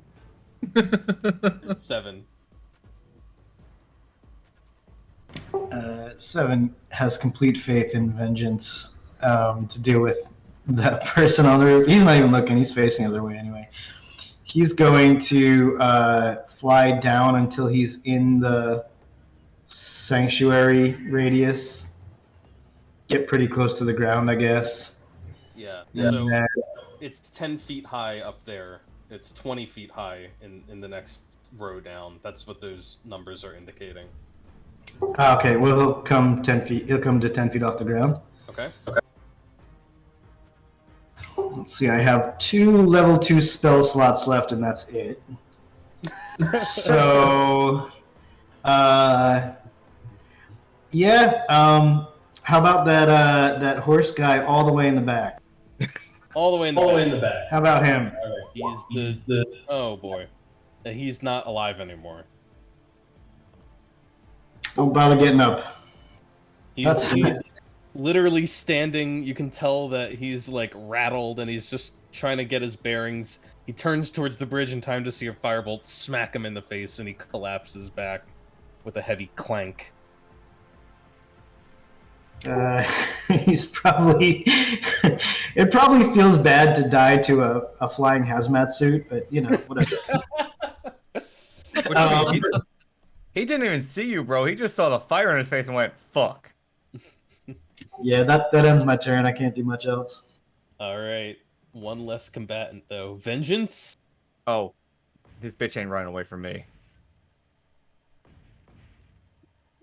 Yep, that wasn't the first hand attack. Oh, Oh my god! Vengeance! baby. Vengeance. Vengeance! That's 2 misses, and one of them is a critical failure. Pulled muscle. You deal half damage on your next 2 attacks. Well, the next attack is already eaten up, so the next attack will be half damage if you hit. Not great, Vengeance. Not great. Real awkward now. Yeah. Real awkward now. I got it. Vengeance, how did you want to die? Did you want to die on a burning tower, facing down an incredibly skilled assassin who's running laps around you? Hey, look, that sounds epic, except the running laps around me part. Okay. Or do you want to take cover using your disengage action and then jump over the wall so she doesn't just fucking nail you in the face? No, he definitely wants to die. Don't do that. I can actually just get over the wall if I jump. Only wusses run. Who said I'm not coming right back? That's how you want. All right, you run away from her. I really hate to say this, since I do like it when you're a wuss, but you already used your bonus action. That's true. You made the offhand never attack. mind. It doesn't matter because Thanks, Nick. He doesn't need to use his bonus action to disengage. I have 2 weapon fighting. You know what, Nick? Take an inspiration point. Thank you. I appreciate you keeping on Wait top. a of minute. it. Look, I hate calling out my own team, but I just, we all need to play by the rules. It's how the game is. What does inspiration do again? Wait. She doesn't have op attack. Like bows don't allow op attacks, right? Yeah, she does not have op attacks anyway. Boom. What does inspiration do again? No. You don't have it. Nick has it. No, I'm curious. What does it do? Because I do have one. It lets you re-roll a d20 roll, basically, that you make. So I can make that nat 1 not happen, is what you're saying. Well, it's a little late now. I mean, is it? Because I didn't know what the fuck it did. I forgot about that. But it's fine also because being a swashbuckler, he can make a melee attack and leave anyway with fancy Yeah. foot. There's true. about He gets free disengage. five different reasons why you can leave if you want. You just can't disengage. Alright, fine. I'm dipping over here because fucking shot again. That hurt. Yes. She doesn't have a melee weapon out, so you can leave. She doesn't make opportunity attacks anyway, and your footwork thing lets you leave after making an attack, so... Problem is that you're leaving Vengeance. Not Vengeance, you're leaving 7 open if she No, I'm passes. in sanctuary. I mean, he doesn't know I'm in the sanctuary, but I'm in the sanctuary. I have a feeling I feel she's gonna keep coming at me. Because, I mean, I kind of made it that point now. One way or the other, Merlin is up, and he has one last spell slot with which to cast another Wither and Bloom. And it's doing great work, because he can just keep hitting multiple enemies here. He can hit 3 of them. So that's what he's gonna do. 1, 2, 3. Okay, 2 of them pass. 1 fails. And that means that you need to roll the 2d6. 10 points. This guy is dead. This guy is at half. 5. Guy. Oh, this guy dies too, even though he passed. And Merlin is going to this time generously give himself his D8 back because he really needs it. Okay. Poor Merlin, doing his best. He just killed 2 people, so I guess that counts for something. And he gets 1 hit point back. And Gowan, of course, wants to get into the fight, but he also recognizes it's very crowded back there. He's pretty badly banged up, so he's just gonna stand here and kind of menace this soldier, like make sure he doesn't do anything, ready to action, but nothing else for now. He's no longer blade warded. Hasn't been for a while.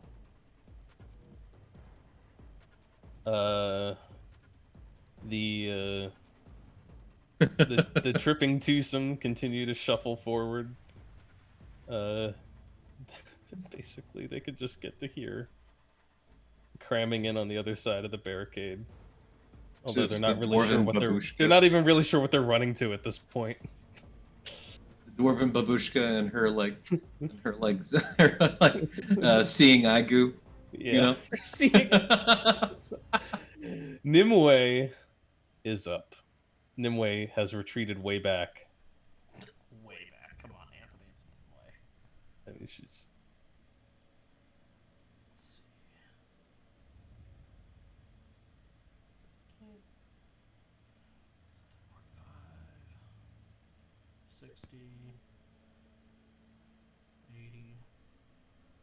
Oh yeah, we could choose.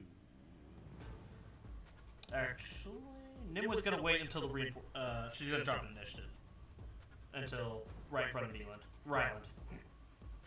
Nayland? Reland. That's a new one. No. Tennessee's football stadium is Neeland. So I got Tennessee on the brain. So Nayland is Ryland's twin brother. Don't worry about it. All right. The remaining reinforcements, battered as they are, they're finally pulling themselves together for one last charge. These guys are the cream of the crop when it comes to cavalry. Although you wouldn't know it from the way they've been abused.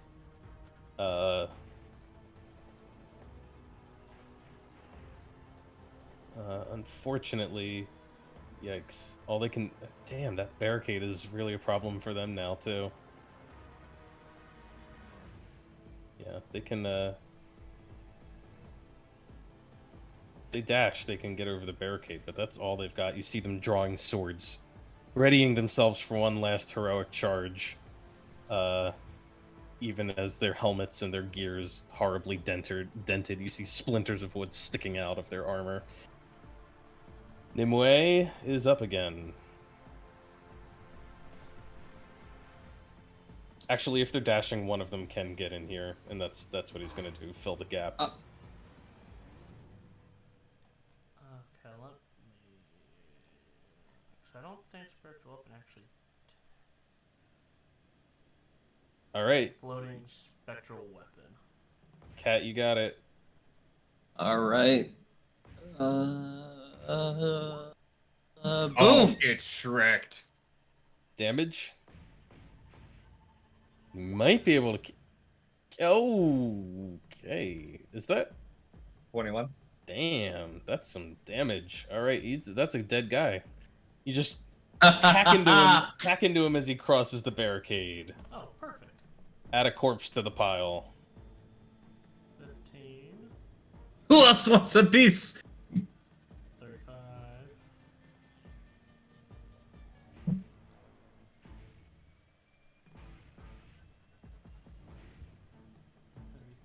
That's 45. 40. 55. Oh, good. I don't even have to dash. Yeah, but there's barricades. Oh, I I'm don't think accounting she for can the get all the way up here. What was the total there? She can get here. That's not a problem. It's 10 feet over the first one and 10 feet over this one too. So I think I don't think she can do that, but she can stop here. Yeah, but then I couldn't attack Anthony. Well, there's this guy. Oh. Okay, cool. Then Nimwe's gonna move right there. And Let me cycle through the dead bodies. There we go. she's gonna come down twice with her staff. Oh. The 28 lands. Damn, this guy's still got a lot of health. I don't think it's gonna be for much longer though. 6. And she's also gonna expend 3 charges for a D8 of lightning. All right. Electricity courses through him for another 5. Colossus Slayer. Another 1. Plus Slayer ain't doing it tonight. Flurry of blows. 2 unarmed strikes. Oh my god, she misses. Okay, well that's gonna be it for Nimue then. All right, he's just fighting off a slew of blows. Ryland. Yeah. So Ryland is going. That's just 1, 2, 3 left. He's gonna use his bonus action to direct that spiritual weapon to attack.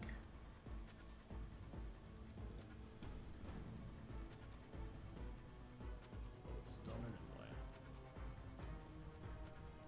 That's a 27 to hit for 8 force damage. And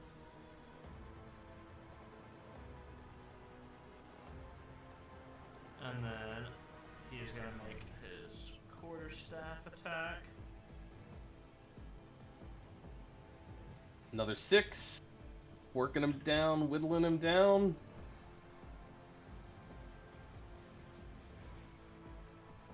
And the offhand.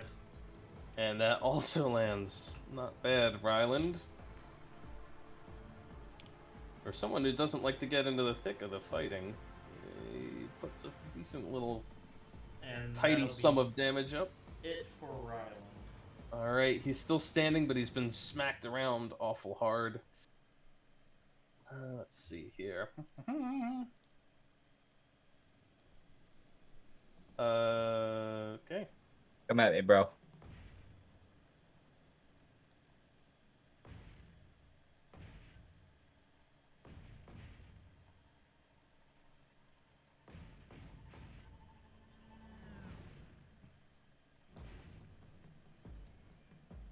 I'm sorry, what?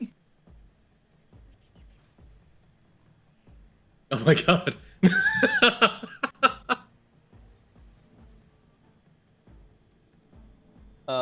It is a bit of a drop. So I'm gonna give her a quick acrobatics check to see if she can stick her landing. She has the distance. That's not the issue. It's the drop.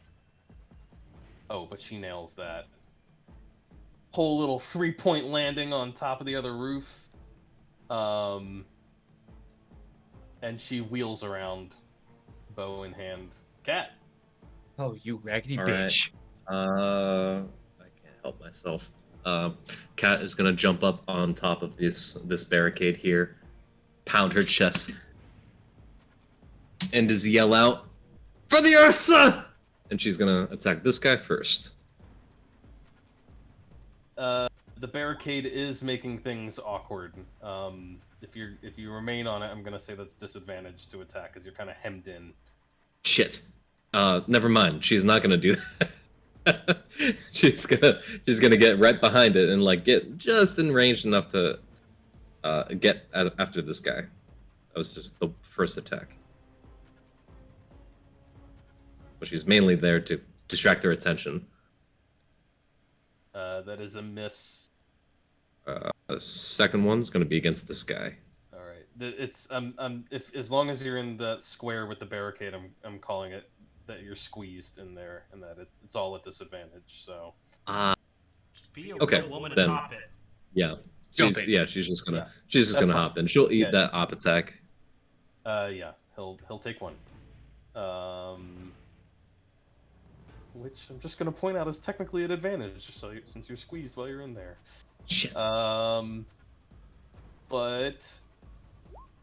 it's only a 12 to hit, so Cat's Alright. fine. Right I on. wasn't ready for the crazy lady. Then I guess she's gonna go after this guy first. All right, For her Let's see second him. one. hit And 12. 12 points. Oh god, he's clinging to life. Well, is he? Then how about another one? Well, he's not anymore. Oh my god. He is releasing his grip on life. You've persuaded him. All right, right on.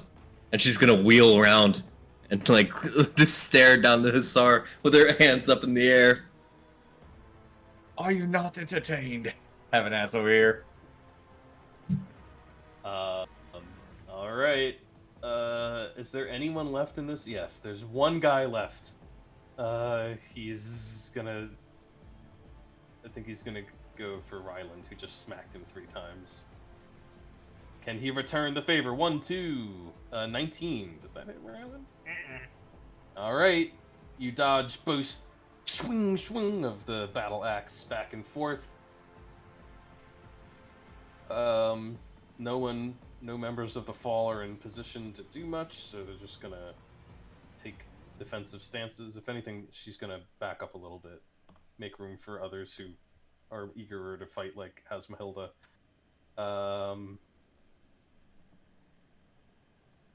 Hank is feeling pretty good that he intimidated this guy into stop fighting.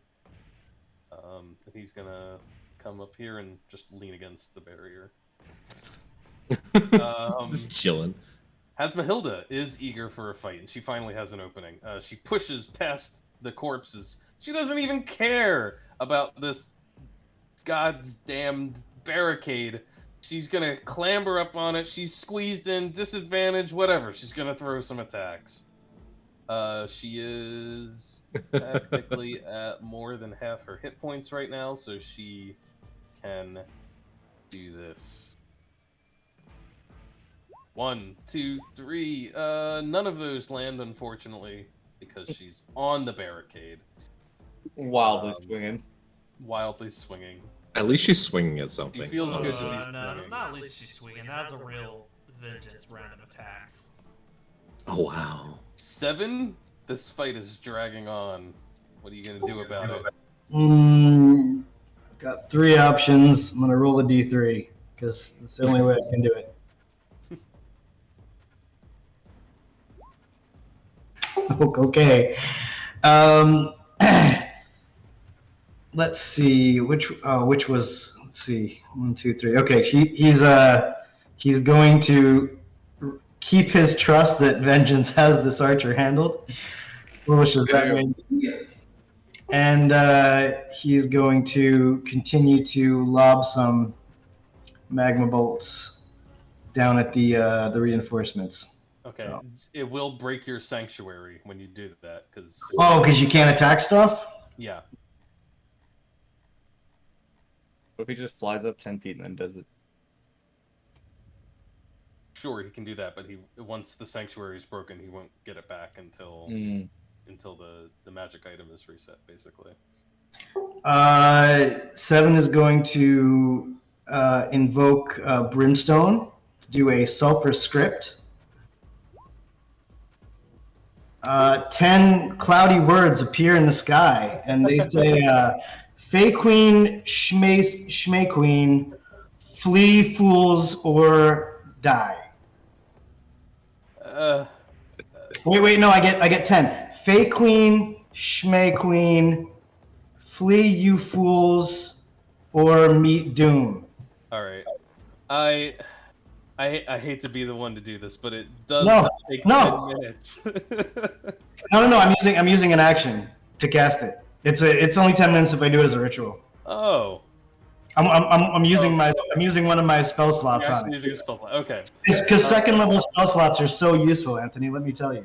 The clouds begin to form together, and in the sky it says "Fey Queen, Shmay Queen, flee, you fools," and whatever else he said. That was my turn. All right. Good turn. Vengeance. Do I have to jump over this wall again to get up it, or am I good to just go? It's only like 5 feet there, I think. Or So no, yeah. You can just climb it 5 feet up.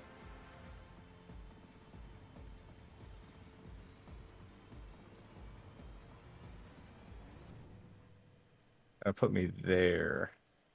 As you come up over the top, she's got a ready action to shoot at you. I thought she was below me. You said she was going down. Oh yeah, she is below you. She's 30 feet. She probably doesn't have line of sight from there. You're right. Cool. Then I'm gonna use the hide action and get to the edge. Okay. Give me a stealth roll. Not my best. Still better than most people can ever manage in their lives. So. And yeah, just gonna pull my bow out and sit there till my next turn. Okay. All right. I love it. Merlin is out of Withering Blooms. Merlin is probably just gonna dive into the sanctuary. Not that he understands what it is. He's just like, friends, friends. Oh, it's good to see you. I'm glad you're alive. And he flaps down into the area of the spell. Gowan is still resting and recovering. Actually, he's got a thing. He's gonna use that now. He literally can just heal himself once a long rest. So why not? Nice, 13 points.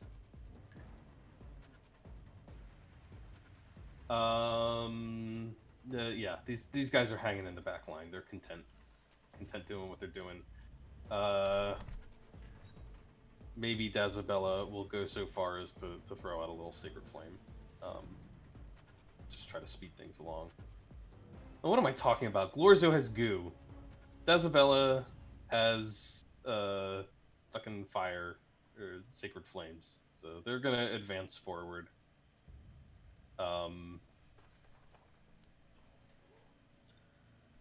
See if they can put a little hurt on these guys. That is a failure. He's engulfed in Sacred Flames. It's kind of bad because she's a very high level cleric. It's D8s, right? On Sacred Flames? Yes. I don't have her Yep, sheet. D8 rating. 1d8, and then because of her level, it's her. Fifth level's 2d8, 11th level's 3d8. Yeah, she's putting out 3d8. He's dead. She just incinerates him. Glorzo's still charging forward. He's like, I need to find a target for my goo. That's a dash. Okay. The last hussars. So it's just him and Cat. Cat and him. He's got an arming sword. The lance is long gone, incinerated. Draws his arming sword. That should not just be. That should be the +2. Yeah. Here we go. One whole attack. I'm pretty sure Cat parries. Yes. Okay. Very good when he's got a horse and a lance. Not so good on his feet. Nimue.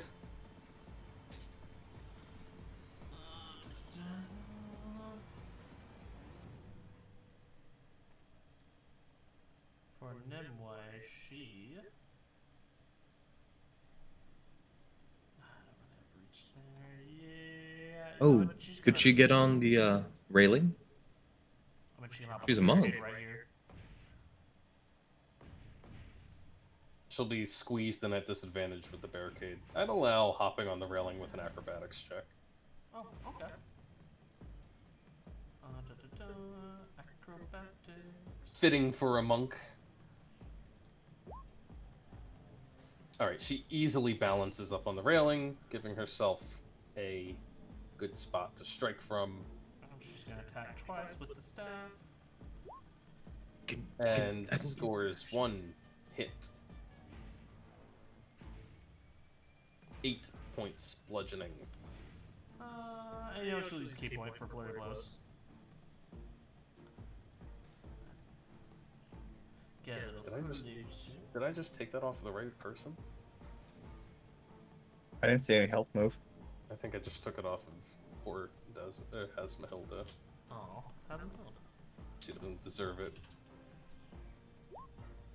Okay, the flurry will land both hits. I'm pretty sure this is a dead Usher Knight. Yeah. 15 points of damage. Plus another 8 from Titan Colossus. Mauler or whatever. Colossus, whatever giant Titan Titan killer. Mauler. Titan Mauler. That's a different thing. Sounds like a Mugo trait. Titan Maulers from Pathfinder. But that is a dead enemy. She brings a flurry that drops him down. And everyone's dead except for one remaining enemy. He's mine. Yeah, Vengeance. What the fuck? You were supposed to kill her like 2 rounds ago. I didn't expect the bitch to jump.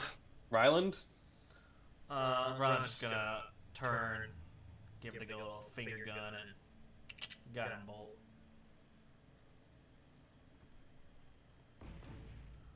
She is at the peak of that rooftop. I guess there's no cover. That will hit.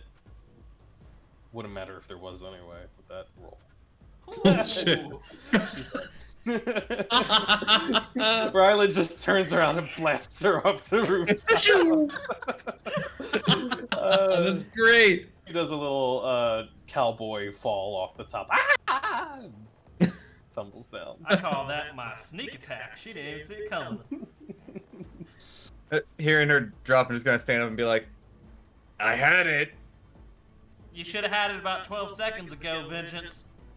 That is the length of a round, as we say in the biz. We killed like 8 people down here. You had 2. You don't know how many were up here. There's like 8 bodies up here. I talked to Kat. She told me it was 2. She didn't even It get up was here. a lot. Thank you, I'm Kat. sure. All right. Oh, right. We still have a captive, don't we? There's, Or are we also throwing him off? There's one guy who surrendered. This other guy who fell off is slowly floating downstream. While drowning. Face down in the water. Okay, time to go. Nice to meet you all. Real quick before we go, does this guy have anything important on him? The fucking captain of the group? The captain, I mean, he has... I want to speed run his pockets if he had any like orders or anything on him. No, probably no, like, written orders. Damn. He has a rapier. He has a dagger. He has a breastplate. He has some coin. You want to take the coin out of his pockets? Yes, I want to take the coin out of his pocket at this point. I'm already there. He's probably got like a noble's signet ring. He's an officer. He's probably nobility. I'm gonna swipe the ring too, and the gold. All right, swipe that stuff for a total of 58 gold pieces. And a ring.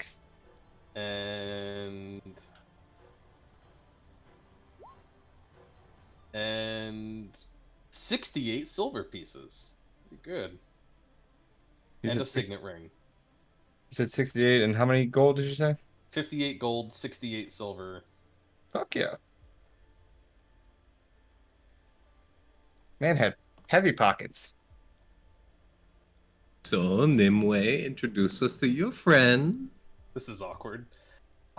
You know, I feel like maybe the more important thing is to go get to the Ursa soldiers, and we can worry about introductions later. Good point. You sound a little different. That's strange, but okay, let's go. Does this bitch have a fancy bow too? No, it's a longbow. She's just really good with it. I didn't know she had a nice one like fucking Agatha did. No, she's yeah, I mean, it's probably a nice Are longbow. we actually stopping the loot? I'm doing speed looting. Yeah, I mean, sure, it's a nice longbow. It's a little more embellished than your average longbow. Oh, all right. I'm kind of curious as to what the hussars had. Oh my god. Just real quick, I'm just curious. They have arming swords, short bows, lances which lie discarded on the ground, burned. They're also wearing breastplates. That's it in terms of gear. They have these really fancy looking feathery things that stick off of their backs and kind of arc over their heads. But that's it. Oh. If Tegan is still alive, he would love these. But okay, whatever. Let's go.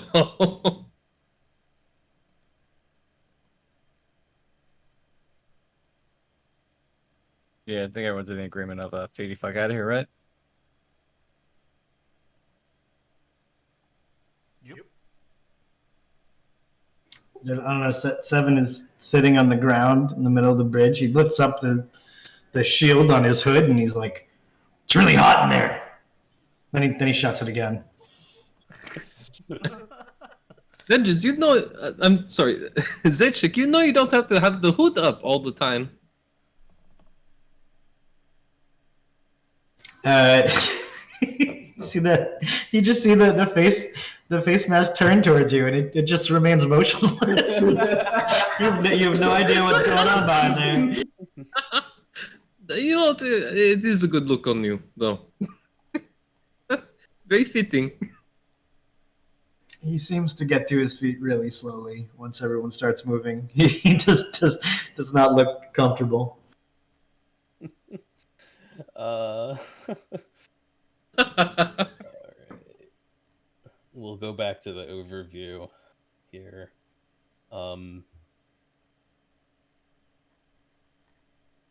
The group of you, you're making for the foothills at this point? Mm-hmm. In the direction of the Ursa Legion? Fucking ignore that. My bad. Oh my god. I was trying to coach I was trying to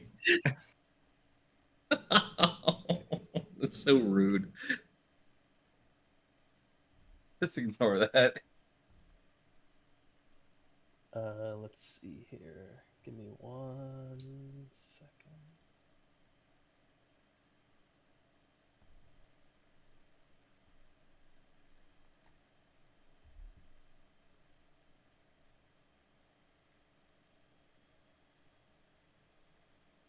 clean things up a little bit before we move on.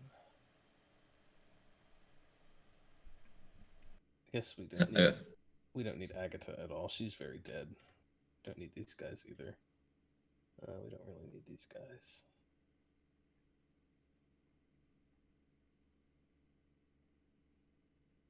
Do need these.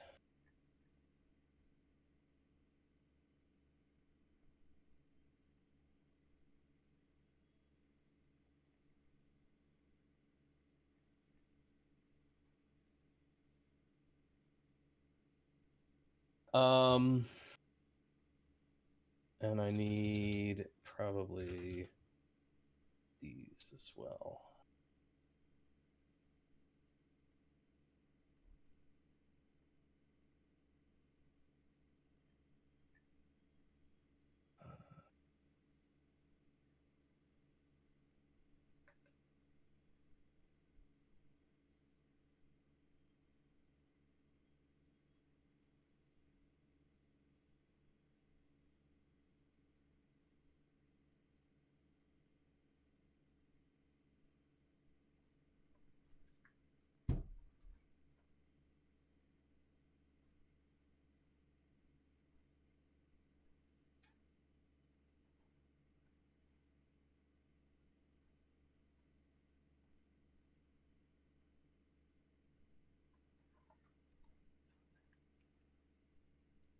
This darn cat is so fat. He just walked away from his feeder, got all the way down the counter, heard the gravity feeder move a little bit of food, and he's like, oh, wait, there's more in there, and went directly back to it.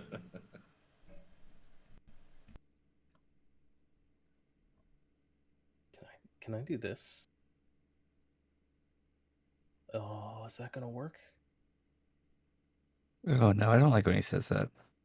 No, it's not. It's just technical things. Sometimes you think you found a shortcut and you just haven't.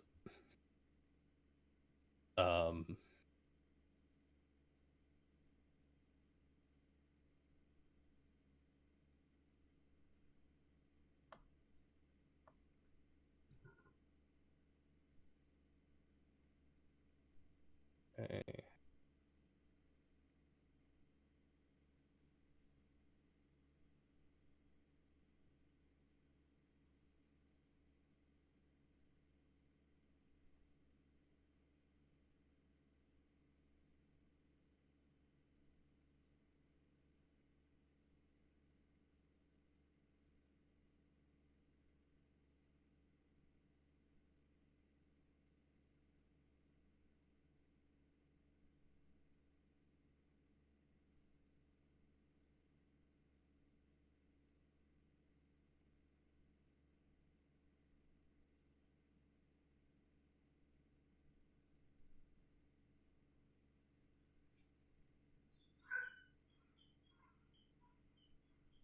Buddy, Frank, you gotta wait.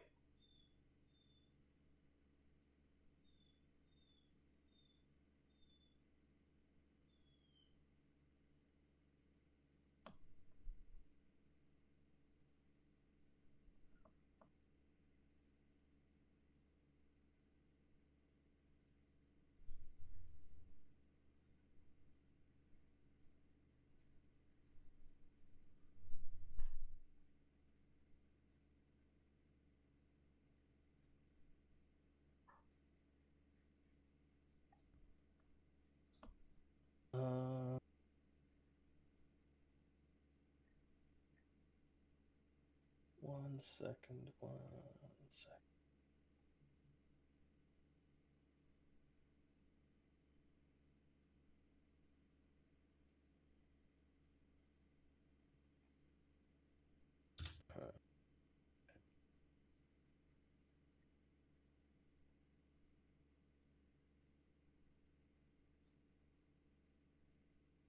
Oh damn! I gotta dig deep for a second for this one.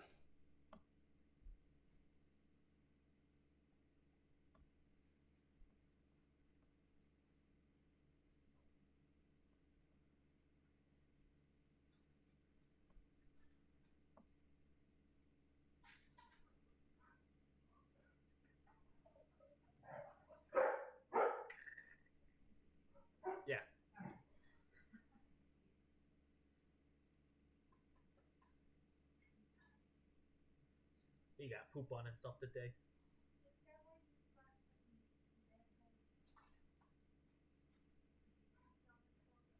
Well, he pooped on his rain jacket a little bit. He like caught the corner of it, and it smeared on his butt some. So I cleaned him off with a paper towel. No. What?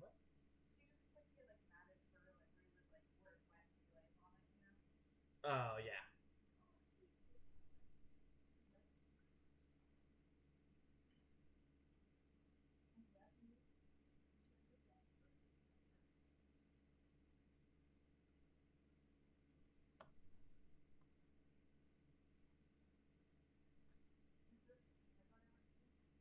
Yeah. Huh? Yeah, there's still the half gallon in the fridge, and then there's the gallon in the garage. Okay. No, thank you. I already. Whenever I got him a burger, I got food too, That'll and then I work. just got a Coke and mixed the crown into it. I went light tonight. It was about half full. I probably put 4 or 5 ounces in it.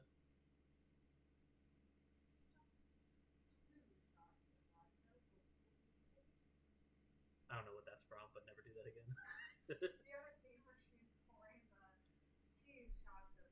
Oh yeah, I do. She poured in like coffee or something. What the fuck?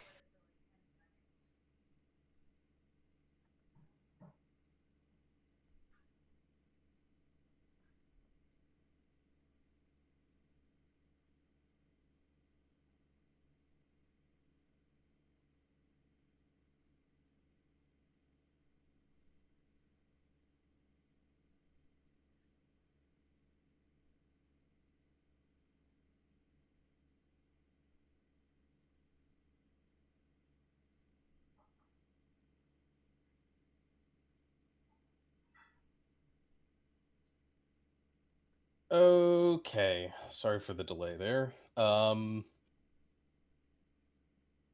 The group of you proceeds now. Still making your way for the foothills. You cross the bridge through the outskirts of Lymadnum, and now up into the hills. It's a short trek through about a mile of hinterlands before the terrain starts uh, turning upwards, and you begin to climb. You can see that there is an area where the slopes are rather steep on 2 sides, and a little bit more uh, passable on a third. And it seems that this is the area that the Ursa Legion has chosen to take up a defensive position. They basically have created only one approach. And Kat, you can see that they've made efforts to erect very kind of hasty barricades along certain sections, either piling up loose stones and boulders to make like low walls for themselves, or in some cases, they've actually gone about the business of felling some small trees and erecting spikes. It seems to be fairly orderly, and you can see that a short distance down the slope from this, just far enough to be out of easy arrow range, there is another encampment amongst a stand of kind of scrubby trees that work their way up the slope. It appears that forces of the Fey Queen have taken up a position, sort of blockading off the Ursa Legion from coming down this way. That little one-way slope works to the advantage of either side should one of them should the enemy attack, but it leaves them in a bit of a tight spot. And you can see that there are a good number of troops here, as you're kind of coming up behind this like uh, mini encampment along the hills. Um, not even really an encampment. They haven't had time to set up camp or anything, but they're kind of a little bit dug in. And you realize that it looks like maybe a quarter of the original force of troops is here in the hills. You look around for Banner's cat, and you spy those of Visegrad amongst Damn them. it. It's between my family and my men. Oh god. Oh, okay. Hey man, shout out to Tennessee last night, man. Y'all. Okay.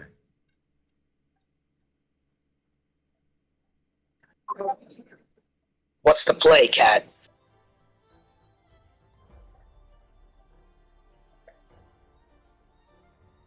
How many men would you say is actually entirely in this encampment?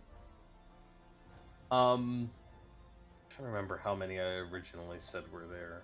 I think maybe it's just under a quarter. It looks like about 2,000 men. Pretty significant. Far outnumbering the Ursa Legion, but the Ursa up on the hills have a superior defensive position. It looks like, well, give me a quick history check here Sure thing. with advantage. This is about battle. All right. Yeah, you understand the position pretty well. You're quite sure that the forces of the Fey Queen could charge up the hill and overwhelm the Ursa Legion at any moment, but they would not be able to do so without taking heavy casualties themselves, and so both sides seem to be in a stalemate for the moment. And why haven't they? Yeah, so far, that's the real question. Huh.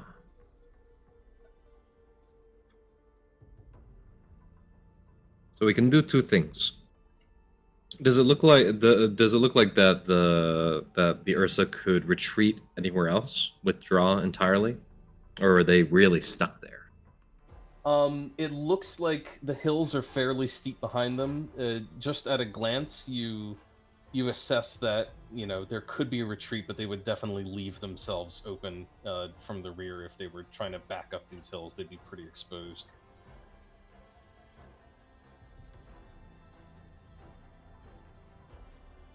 I have a idea in mind, but it's a bit of a Hail Mary, as they say. All right, what is it? Lead the way, cat. These are your folks. We parlay, and we try to talk sense into them. Otherwise, we slip away, and the Ursa have a fighting retreat. All right. If we do this parlay idea, who are we dealing with out here in this camp? Do you know? Let's see. There is my family, and these banners, and are there any other banners there that I can see? Well, there's probably quite a few. Yeah. I mean, you recognize the banners of several noble families. Would I recognize if anyone would have like a higher authority, like any like officer or nobility ranked above my family? Good question. I'm gonna keep rolling over that history check. Okay. And say you do recognize the banners of several other lesser nobility. But you realize, thinking about like who the heads of each of these households are, who would be here fighting versus at home, you realize it's likely that, well, presuming that you don't know exactly which members of your family are present, but if Uncle Leo is here, then he would probably be the one leading this assault. Oh my god. Oh. Okay. So it is my uncle Liv. He is in charge of this force, and that is my mercenary group up on the hill. What do you think? Worst, theater mind here. We're playing out worst case scenario. Do you think you could, if things go wrong, give them the and take control? Kill him? Kill my uncle? If you had to save the Ursa. And assume control of the forces. I mean, you are a Melnikov.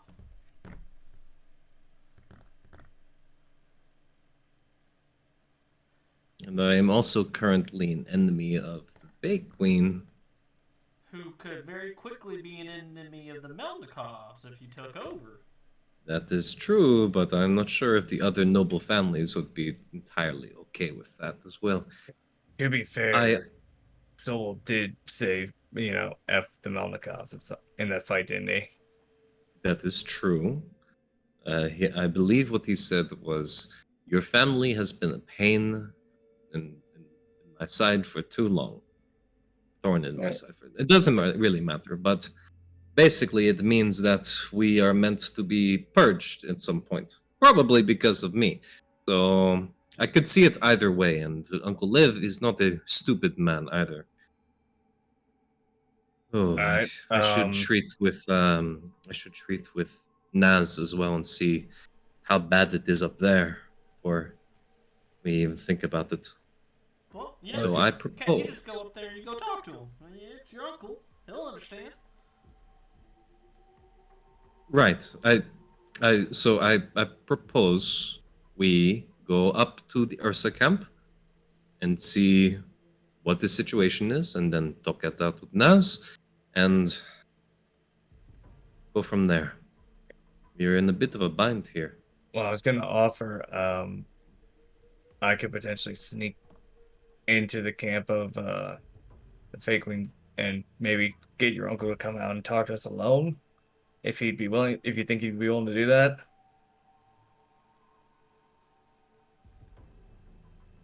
You know what? Not Uncle Liv. See if there is anyone else there. Like a man looks like me, younger. He should be about 16. My brother, Mikhail. Maybe he Alright. could talk to Liv. I'm willing to go do that if everyone else is fine with me trying it. Worst comes to Good. worst, I just go invisible and dip out. On the other hand, the last time we tried to sneak, we all tried to sneak into. To be fair, that was Ryland's fault. Hmm. Don't let him pass off blame on me. Well. Before anything else, we should find out what the situation is with the Ursa. So I propose we all sneak up to the Ursa camp, and then Vengeance goes and tries to find Mikhail, and meet with him secretly, and see if we can coax my uncle out of that camp. We don't have much time, so Yeah, I'm on. that fight on the bridge won't go unnoticed either.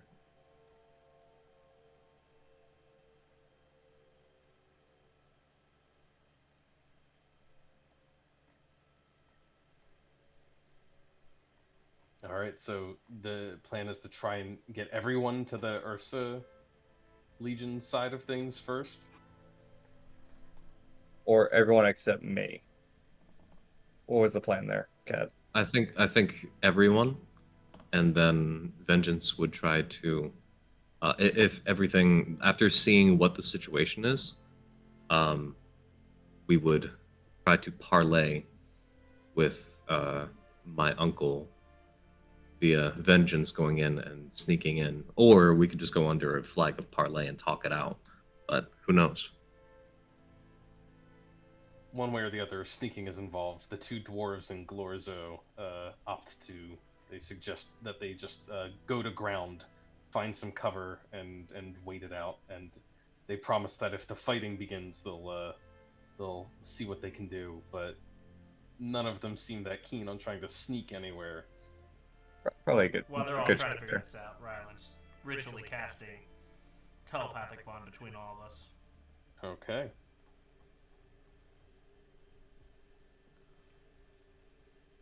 All right. Now we sneak. As long as Vengeance has a tel score of 2 or higher. Real close. Only a 3, man. Only a 3. All right. It's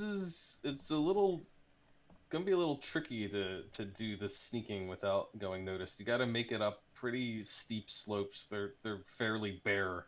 That's why it's this kind of no man's land in between the two sides. Hard to go unnoticed by both sides. But especially the downward slope there, kind of not gonna have a lot of cover from them. But do you have a plan for how you want to attempt this? I mean, I could, I guess, lead because I probably have the highest stealth out of anyone. But then that's everyone trying to follow me doing that.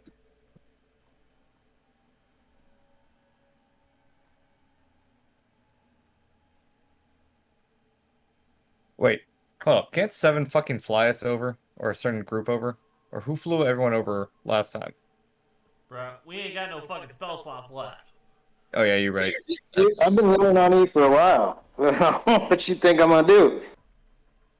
I don't Yeah, know. we are desperately low on resources, and it's not looking good. unless I can ask my uncle if we could just stay the night really quickly, and just get a little rest in. And I don't think that is going to happen. Not without us in chains. That would be very bad. Ugh. Yet. I mean, chains aren't that bad, relatively speaking. Pretty easy to get out of.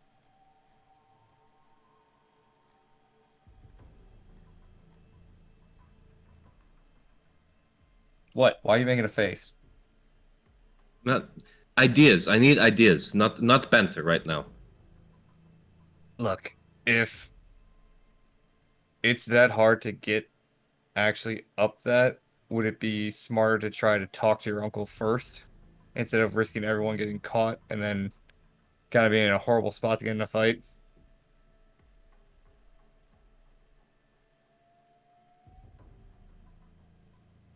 Okay. All right. And she stands from her viewing observing position, and she brushes herself off. Time to go talk to my family. Do you want to do all of us go? Do you want us to go? Or you want me to go get someone and bring them out here? Hmm.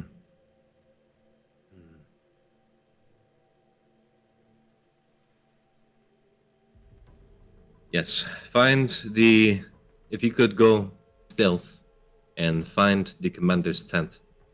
See if you could coax. Don't even bother with my brother. If he is even here, then see if you can find the tent. It is the symbol with the Ursa, with the bear. Gotcha. It is pretty funny because both the Ursa and my family use the same sigil. It was kind of like a thing, but it's just too full of irony right now. I don't want to think about the implications. I'm gonna just throw on the mortal hand cloak and start sneaking in there. I like that. All right. You start sneaking. Give me a stealth roll. Okay. You slip through the rear ranks of the camp, and between your incredible stealth skills to just oh, here comes a patrol. Just wait, pause behind a tree. The minute they go past, you push behind them and move up to the next rocky outcropping, next little raised barricade that somebody is working on, back against it. Count to 5 as another patrol goes past. Keep rushing in and over. Nobody seems to give you any notice as you advance through the encampment. Eventually, you make your way towards the center of it, the heart, where you can see the larger tents of the officers. You spy the banner of the bear. What do you do? Going for it. You just pop in? Not necessarily pop in, but maybe like get close enough that I can hear inside to see if I can hear people talking. Because if it's a lot of people in there, I don't know if I'm gonna go right in. Just realized Vengeance wasn't with us when we went to your families. How does he know what Uncle Liv looks like? He'll know Uncle Lev. It's very hard to miss Uncle Lev. All right, I guess I'm gonna try to sneak up to the tent and like see if I can hear anyone in there, and then like if I can, I'm gonna try like just crack like the tent open and see who I can see. Do you need So me to roll you're- stealth again? No, but I would like you to roll perception. You said you're listening outside. And maybe peeking an eye in.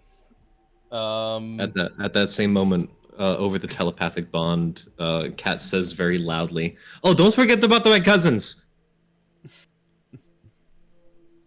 In my head, I don't know who any of these people are. They have white hair, very blonde. Vengeance, it's hard for you to hear much over the sounds of the camp around you. People are hard at work, chopping down trees and arranging defenses, and it's impossible to hear anything from outside. So you peek your eyes in through a flap in the tent, and you find that it is it's a fairly large tent. It's divided up into a couple of sections, a couple of rooms, so to speak, with the cloths separating them. It appears that you are peering into like a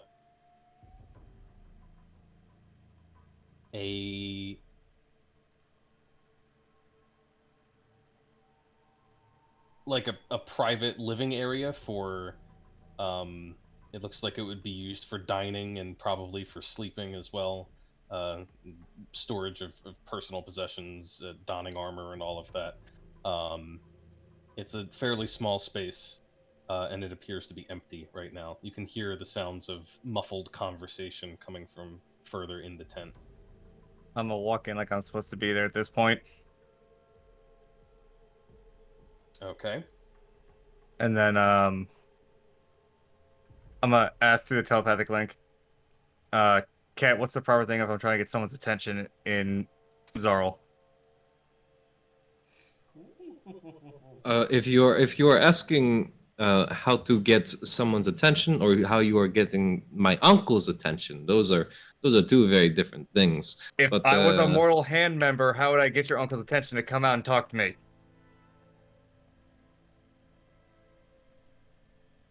Oh, well, you would announce yourself first, and then wait for him to come.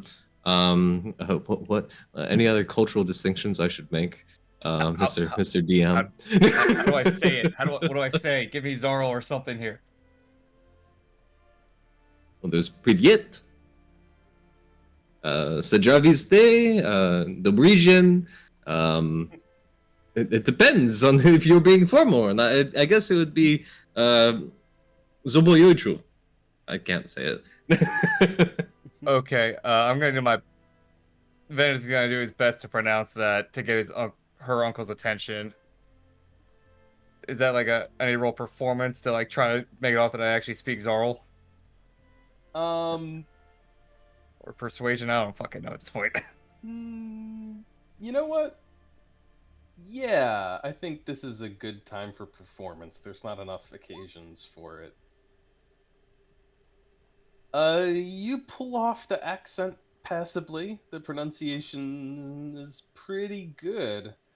You think only, if you were to keep talking a few sentences, it might give yourself up. But just a single couple of syllables like that, pretty clean. You hear the conversation from inside the tent stop. And then you hear a deep voice growl something out in Zdaril. And flap of the tent opens. You see a man standing there holding it open, clearly bearing the armor and decorations of an officer.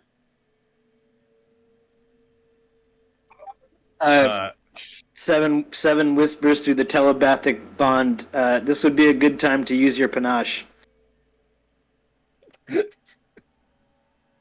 Yes, we're going to do that, panache. What does he look like? Through telepathic link. Armor, huge mustache, monocle. Monocle? That doesn't sound like Uncle Liv. He starts speaking to you in Zdaril. Say back what he's saying. I do that real quickly. I try to make it seem like I'm just like being stoic as I said it back. You do your best to recite back the syllables, and Cat, it's a little garbled, but it's enough for you to make out. He's demanding to know what this person has done entering the tent unannounced, and basically says, kind of chides him like there could be, sensitive information in here. It's not for all ears. I'm gonna quickly say in my head, if I'm assuming Cat's relaying that back to me, I'm gonna say in my head, how do I say I have been sent by Sobel to get him for something? Repeat exactly as I say, okay? And Very she's well. going to start reciting in Zdaril. I am here with a message for Leonid Radovanovich Melnikov. It is for his ears only. This comes right from the very top. And she says that all in Zdaril, very slowly and very clearly, as much as she can. As it's coming through my the link, I'm gonna literally be saying it syllable by syllable back to him. Okay. That is good. Say it slow. I'm going to need now one more check. This time I'm going to need deception, because there's an awful lot you're trying to do and make it look real smooth and casual. Well, can we do panache first to make it seem... As an Does it action, help you me can make checks contested by the... If you succeed, it has disadvantage, blah, blah, blah. To succeed, charmed for 1 minute. Yeah, you can do that first. So go ahead and make the persuasion roll.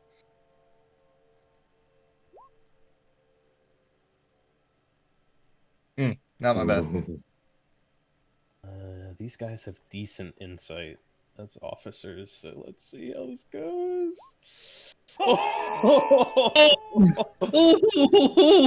Does that go to me or them? How does that work?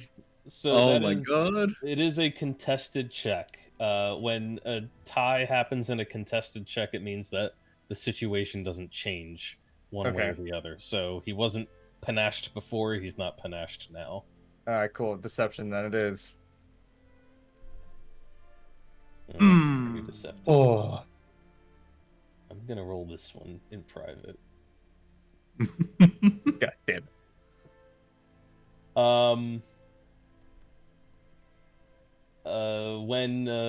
When this man hears that, you see the one eyebrow without the monocle kind of raise. He turns, he mutters something into the tent, and then you do hear a deep voice growl out a few more syllables again.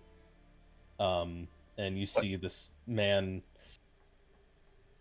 nod to whoever's in the tent and then he leaves. He steps out, and a second later, two other men emerge.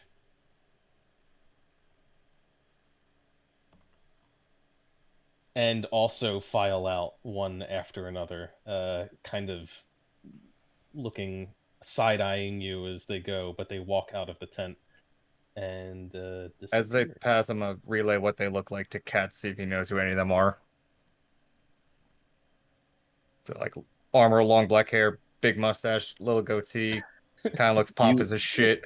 It's the You are describing half of Zdarl. They're not talking. This I'm gonna describe this pendant on that guy's chest instead. and they're already gone. Yep. However, the I do flap of have to the say, flap of the tent is still open, and you hear again words. I would imagine that you at least know enough Zdaril to recognize. Come in. I'm already this far. I'm gonna go in. one thing I have to warn you about Uncle Liv. Don't lie. Yep, I'm walking in. You step inside. You see that this section of the tent is a little bit larger. There's a small, a table, a trestle table that's been set up on a couple of sawhorses, acting as a little impromptu war room. And a brazier burns in one corner, making the room a little warmer than the chilly winter air outside, but definitely a bit stuffy. It's a little hazy in here from the smoke burning, not quite filtering out of the tent cleanly. But through the smoke, you see a very large, broad-shouldered man step forward. He's clearly aging, and yet it seems that the many years he's accumulated have only made him stronger, not weaker. His long white hair swept back over his temples, a trim beard, and a large scar over one eye.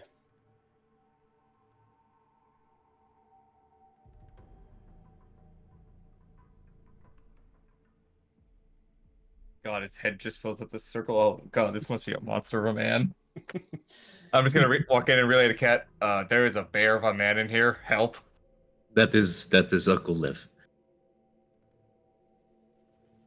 Just tell me what he says. He looks down at you, and through Kat doing your little rapid mental translation, you understand that he's asking, "What business does the mortal hand have coming to me now? Is it some word from your master?" I asked Kat in my head, like, should I just let him know who I am, or what should I do here? Okay. I need you to, again, repeat exactly as I say, okay? I'm gonna do that. Hatya says, blooming apples and pear trees, mist floated over the river, Katusha went ashore, on the high bank, on the steep. And she kind of almost sings it like a childhood song. Something that she knows that Uncle Lev would recognize. This is a performance at this point. I Because roll to like sing this it song for was her. because it was Uncle Lev first called her Cat. You don't need a performance check for this. You can repeat back what she says. And at first, you see his brow furrow and then kind of go up and his eyes widen in surprise as he hears these words. You only get a few lines into the song when he interrupts you, saying in common, Who are you, really? And how do you know my daughter? I mean, my niece. Did not mean daughter. My niece. Well, because Kat told me not to lie. At this point, the jig's kind of up, so I'm just gonna, drop the hood back and tell him straight up. Look, I know there's some hostility right now, or some confusion, but Katharina sent me to come talk to you. Clearly. Look, it's gonna be a lot harder for you to believe me, but if you're willing to come with me to talk to her, there is a huge issue in what's the actual continent called? Is it just a fake kingdom, or what is it called? The realm of the Fey Queen. There's a huge issue in the realm of the Fey Queen, and it'd be better to be heard from her mouth than mine. He stares into Vengeance's face for a while. If he's surprised to recognize that there's a tiefling under the hood of those robes, he doesn't give any indication. But eventually, he just leans down on the table, and you hear the whole thing creaking under the weight of him. He lets out a sigh, and he says, "You ask me to treat with a traitor. The word is spreading all around the camp through Lymadnum like wildfire. My niece has turned against her own. My cat." He shakes his head. "How can I trust her, let alone you?" I don't expect you to trust me. I wouldn't even trust me. I expect you to trust your family.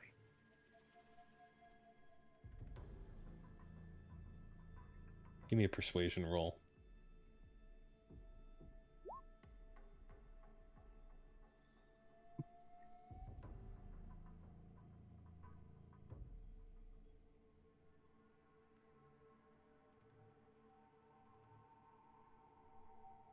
Melnikov blood runs thick through my veins.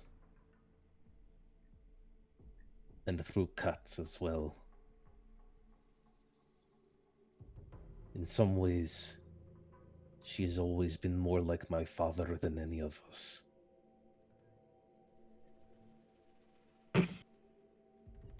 And he seems to ponder that for a long moment, as if trying to consider what that truly means in this case.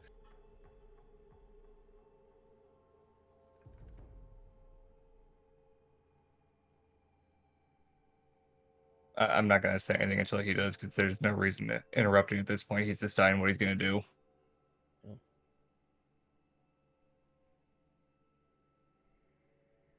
He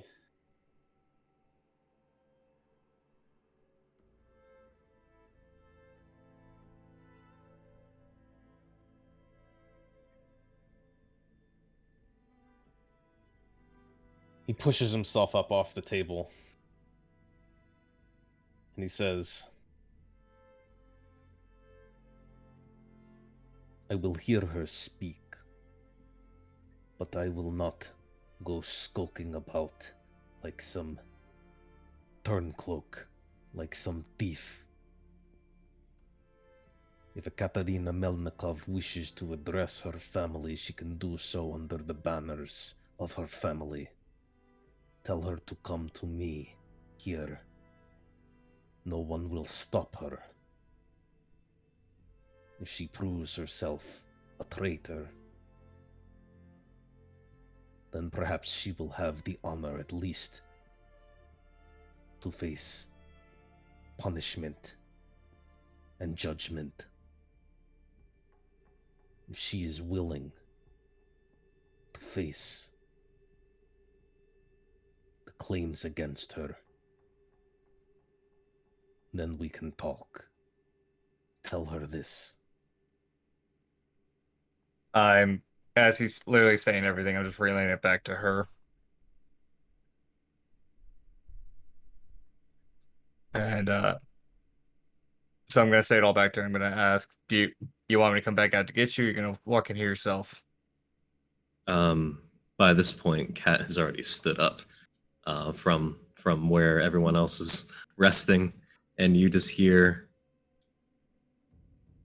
"Duh, I am coming." I'm Venice is then gonna just step to the side, so the door's open next to him, and I'm just gonna say, "What? 1 minute." All right, she's coming. I don't reason to go anywhere. Kat starts walking.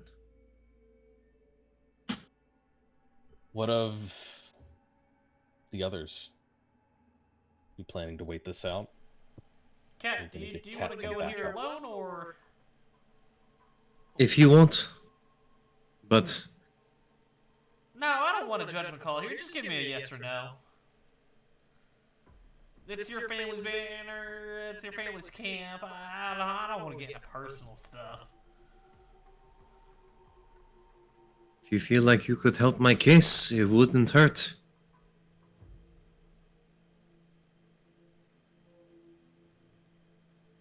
Yes, just come with me. Okay. If you want, I mean, whatever. I mean, if you don't want to come with me and possibly you'll get murdered, I mean, that's understandable. But I need to speak to him. Should we tell him about your newfound faith? Not in fake queen, but No. Note that. No. I don't think that was the time. Okay. Just curious. Take a nap first. No. It's just a nap. A little one. What? It's hard to hear through the suit, but and Seven's mumbling a bit. But he's asking if we can have a nap first. can have- I mean, I'm gonna say that it takes Vengeance a few minutes to get there, so we'll say that by the time like you guys have arrived, Vengeance goes sneaking off, has this conversation. Let's say like a half hour has already passed. So if you want to take the additional time and wait, you can. Sure. What does it take? 7.5 hours? Oh, you want a long rest or a short one? I've played that for multiple games now. You guys got one down in the Dwarven No. Mines. You mean before We the didn't. big bad boss fight, and we've had like 3 Yeah. combats? Yeah, Before fighting yeah. the Dwarf King, and before Okay, you've had Sobel, three- and you before have had breaking three out, combats. and before fighting on the bridge, and before all that. Time is of the essence here. You know, you wanna let things progress for 8 hours. You can do that, but those are my men up there. They are one assault away from dying. Oh, that's not good. Okay, well, if you want to take a short rest, I will take a short rest with you, but I am going down there. It is not wise to make that man wait. No, short rest is not going to help. Shit. I mean, at some point, Seven's going to start making exhaustion rolls. Ugh. I'm useless in any encounter, basically, until even if it's a social encounter. I literally have nothing, but I can stand there and be, 50 hit points worth of mud with you. If you want me to come, that's what I'm saying.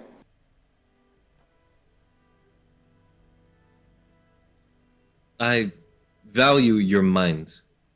Sometimes more than I value your magic. I could use you here, but if you feel like you have something to chime in, you could also say it over the bond. Yes? That'll Yeah, last this is- about an hour.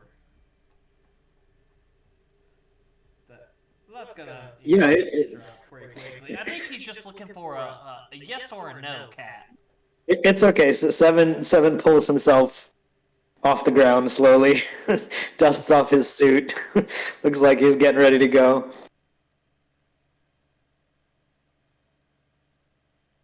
all right. Okay. And so reluctantly, exhausted from pretty much a pretty much about 36 hours now of nonstop running, dungeon exploring, fighting of powerful entities, and running on fumes.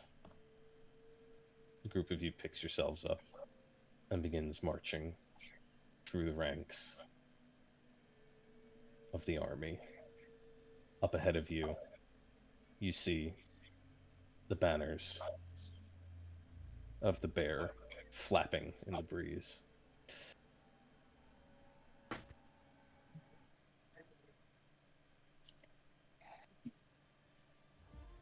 Holy shit. Oh, man. Why couldn't you have a nicer family, Cat? They are nice. This is why I was if you were wondering why I was just like, hey guys, let's tone down the anti-fake queen thing. Like that this is why. Because being a traitor is a pretty big fucking deal. Listen, she attacked us first.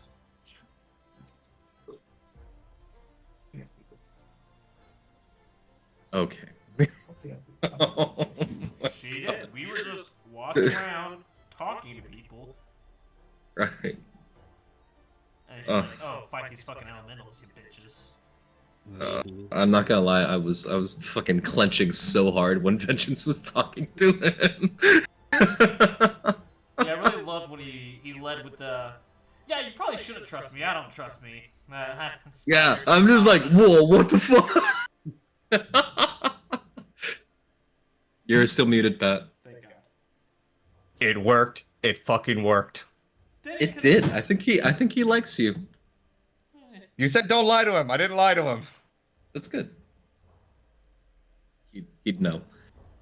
I have a feeling that he'd know. Worst comes to worst. I would have gone invisible and yeeted the fuck out of there somehow. Or, you know, he would have yeeted me out of there himself by yeeting me. I just want to be clear. You guys have had only 3 combat encounters since your last long rest, right? Because you long rested in the dwarven ruins, and then you fought the king and his golems, and then you fought Sobol and his forces, and then you didn't have another combat encounter, I don't think, until you got to the bridge. So it has only been 3. I mean, they've been heavy duty, deadly level combat encounters, at least 2 of them. Which is fair fighting an army. But yeah, if my math is right, it has only been 3. I'm just surprised that that even like the nameless members of the Fall are still alive. Yeah, that was kind of dumb luck. If a couple more of those misses had been hits, they'd be down. I mean, we did also blow the cavalry up immediately. You did blow up a lot of their troops. I was just thinking though, if you killed Merlin when frickin' Scarlet wasn't here. Oh, and hopefully, this upcoming Tuesday, upcoming Tuesday will be my last Tuesday in Iraq. Oh. Yeah, I should be coming back, but who knows at this point.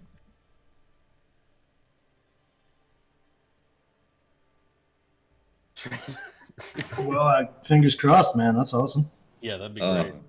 Fingers crossed for a lot of things right now. Then we'll finally do that in-person game. Yeah. Oh.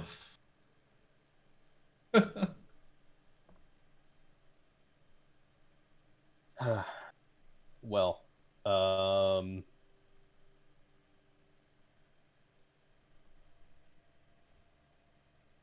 think that's